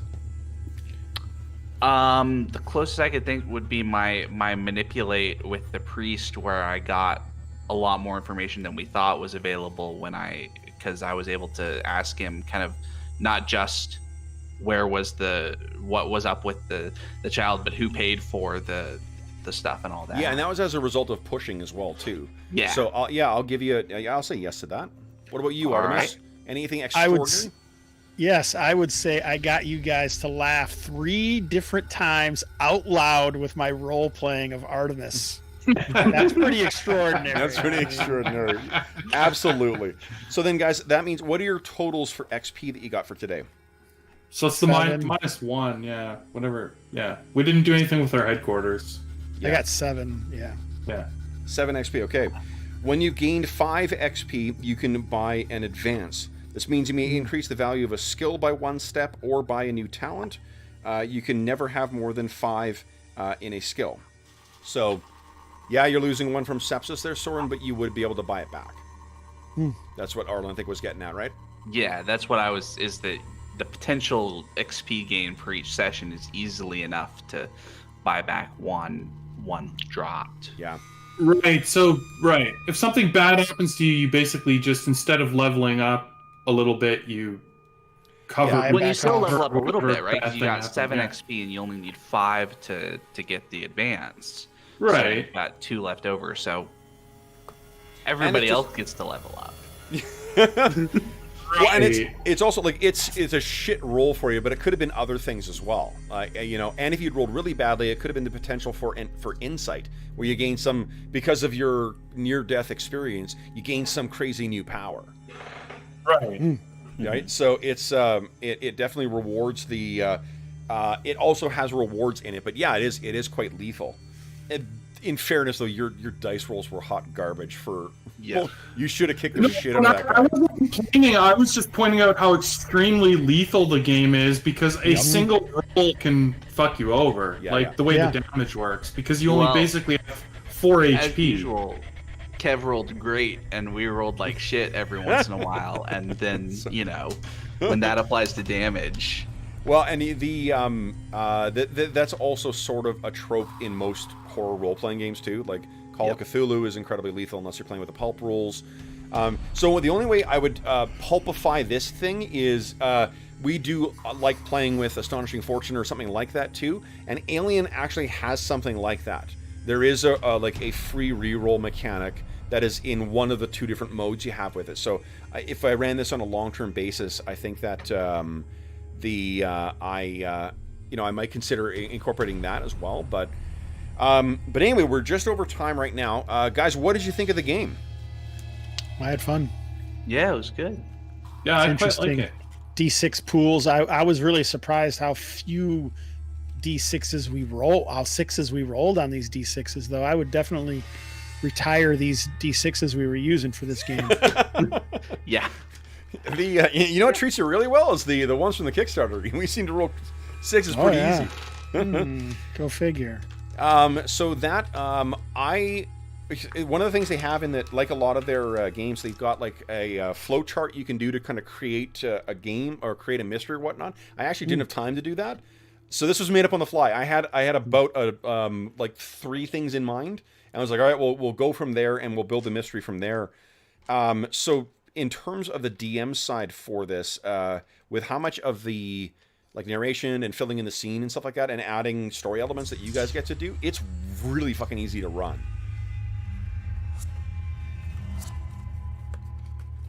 Yeah, no, Yeah. it was a lot of fun. The kind of story gamey stuff I enjoy a lot, so that was good. There was one other. I'm not sure if it's because it's translated or just because it's hard to think of terms. There's a little bit of like the names of the skills I think are a little wonky sometimes. Like the difference between vigilance and observation does not seem obvious to me as to what that is supposed to mean just based on the name. I take it as the name. I definitely agree. I took them to be the difference between like insight and perception in D&D. Yeah, that's and that's I think exactly when you look at what the skills are supposed to be in the descriptions. They've got descriptions. I just think it's kind of funny that they didn't call it perception and insight basically. And Yeah, like- that had something to do with it. That's trying to distance yourself sometimes from the norm. When you Yeah, talking about the skills, that last sentence of inspiration. So you were telling him to use like investigation a lot, which is a logic skill, versus an empathy skill, which is what inspiration is. So I could see, because it says when trying to influence the thoughts or actions of a group of people, you make an inspiration test. Yep. When you're trying to like confuse people or lie to them, you're obviously influencing the thoughts or actions of a group of people. So I could see where those skills definitely overlap with each other a lot. Yeah. Yeah, there's It's some, almost I just thought it was kind of funny that it's just kind of a quirk of the system that some of the names are not as obvious, but that didn't impede enjoying the game Yeah. at no, all. no. And I think that you would probably fall into they wouldn't necessarily be house rules, but they would be sort of a house, house approaches or house interpretations. Consistency. Yeah, Just so you would know what, like, the thing. I was stumped with the intimidation thing, and I don't know if it would be influence or if it feels to me like it's force, right? Because even it's not physical force you're applying, but it's like a mental or like a well, it's physical intimidation. Like Yeah. really in a room with someone who is much bigger and stronger and more menacing than you, Yeah. it is totally physical. It has nothing to do with what they're saying or even necessarily doing. yeah. If they're imposing themselves on you, it's going to affect you. Yeah. Yeah, it feels like the sort of thing that rules is written, it's supposed to be manipulation, but that it makes total sense that you should be able to use force for physical intimidation, right? Or Sometimes, like if it wasn't using these character sheets, you could still say it's manipulation, but instead of empathy, you use physique. Yeah. Or you can do that whatever. too, yeah. Yes, I agree. Like you could change if you were doing it in person, you could say add your manipulation, but use your physique instead of your empathy. Yeah. Yeah. And that's probably like when I run it again, because I had a blast tonight. I would totally run this again. That's what I'll do, is that I'm going to allow more flexibility between the things, because Yes. I don't like them being set paired necessarily like this. So you have to make those pairings, right? Mm-hmm. But I mean, and it may actually say that in the rule book. I can't remember offhand, but it may very well. I know that Alien, because I watched Garblag's playthrough, Pete, his thing of Alien, and Alien does have specifically like their specific I don't remember what they're called, but basically like the talents in this system where you can use, it'll say something like, use X attribute with Y skill that are not normally paired together. Oh, so maybe, yeah, because I wouldn't want to invalidate talents. Right. Yeah, so it might be, if we look through the talents, there might be something like that in there, or it might just be that might be a part of Alien and not a part of Vaesen, and Vaesen is more. I'll take flexible. a look. I will see. So it's oh shit! I totally lost my thought there. While you think of it, I just want to quickly add, like, as far as the way the game is affected by what happened, it would definitely, if we played these characters again, I can tell you it would affect Soren. Like if 5 men were walking up on him, next time he would just flash the back of his jacket and pull his revolver out immediately and point it in their faces. Yeah. And He wouldn't even let them throw a punch, basically. Like, and that's just, that's sort of the way it goes, right? He thought he was a tough guy, and he got his clock knocked out, and in fact a bad wound. Yeah. And so next time it would just be like, jacket aside, revolver in the face. What do you think you boys are up to? Like, yeah. Well, that's a kind of like character building thing too, like that builds over history that I really, really love about some of our me too. things. Yeah. So the verdict from you guys: game you'd play again? Oh, for sure. 100%. This exact game I'd play again. So in this, I'll say, return to these characters. These it was incredible that we got. If I threw the scrap in because I was like, I don't think we're going to get to the end of the session right now. You guys are very close, I think, to putting everything together. But I decided to throw in the scrap because I thought, test out the combat a bit. Yeah. And I think it gave you more information too. Like the intent was, if you guys had won, you could have interrogated and maybe got the name out of them. If you lost, then I got the threat, and you get that information anyway, right? So, and we get a chance to see how this works out. That's the thing I was going to say, is that it's incredible how, these are living, breathing characters that you guys threw together in the span of about 20 minutes, or no, it was less than an hour. Yeah. I really enjoyed the character creation, and I think it would be fun to do the other version where you actually have a headquarters and you're sort of forming a team and you build bonds or relationships between them. Well, and that's right? would be the next. Yeah, that would be the next thing. Like if you guys do want to play these specific characters again and see the end of this, I'm totally on board with that. If other people want to try too, we can throw in characters very easily. Well, we could create our headquarters and who else joins the little crew or whatever. That's the thing, is what you guys would have. What would likely happen is at the end of this, there would be some kind of NPC who may contact you guys mysteriously, and that would lead you to that, and we'd be able to role play through you finding it and whatnot. The really cool thing about the headquarters, and this is just because it plays to my sensibilities for it, it's this decrepit castle in the middle of, I think, Copenhagen. And like what you're doing is you're uncovering stuff, but like events can happen as you're developing the headquarters and as you're unveiling new assets within the headquarters as well. Like you guys can bank gear as you go along as well too, so that it becomes available for future sessions. You get new assets that you can use in the investigative stage. Like it's just super cool. Like one of the examples they give of like discovering a new wing, and you're like, wait, hold on, there's a sub basement under the basement. Yeah, totally. Oh yes, here let's book. Jeff's on the way out here right now. Let's wrap up. So once again, this was us playing Vaesen for the first time with very little prep, with full character creation. It's a resounding hit from all of us. I love when a game works out the way that I like. I love this game from reading about it. I'm really happy that you guys really enjoyed it. I think the coolest indication of this is when Hobbs, you double check the clock at mid-session. You're like, holy shit, 2 hours is gone already? Yeah, it was very surprising. Yeah, it's a sign of a good session. So, for those listening at home, thank you so much for joining us for this venture into Vaesen. As is always the case, if you have any comments, questions, or concerns regarding the session or the game, please do not hesitate to leave a comment in the comment section of the video, and I will endeavor to reply in a timely fashion. While you're down there, if you haven't subscribed, I encourage you to click on, if you want to see more of us, click on the subscribe button, click on the bell icon to be notified when we go live, and if you do want to click the thumbs up, that does help us on our end too, with the whatever magic behind the scenes in YouTube. You can also reach me on Twitter at Dungeon Musings, by email at dungeonmusings@gmail.com, and there's a link in the description of the video to the Dungeon Musings Discord server, where you can find all of us. We have channels dedicated to everything. I can bet you I'm going to talk about Vaesen in the next little bit too, because this is a shit ton of fun. And we also have channels for finding groups, there's a lot of open table sessions that seem to be popping up on there too. Some of them run by our very own Jason Hobbs. We also have a discussion of setting up online play and virtual tabletop. So there's tons of great stuff, tons of great people. We encourage you, if you want to hang out with us, you are more than welcome to do so. Our feelings will not be hurt if you choose not to. So last I'll say is a big thank you to our players.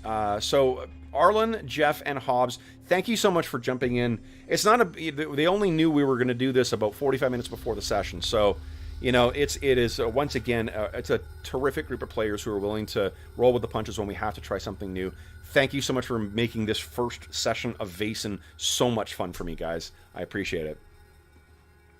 Thanks. Yeah, thanks for running it. Okay. So for those listening at home, once again, thank you so much for joining us for this session of Vaesen. If you're listening to this during the current crisis, we do hope that this finds you healthy, safe, and weathering the current crisis as well as can be expected. I know things are sort of back to normal and sort of not normal, and it's still kind of crazy. So we do hope that we've given you some time to turn your mind away from the troubles of the world and think about the troubles that our heroes continue to get themselves into. And until we see you again, happy gaming. Bye.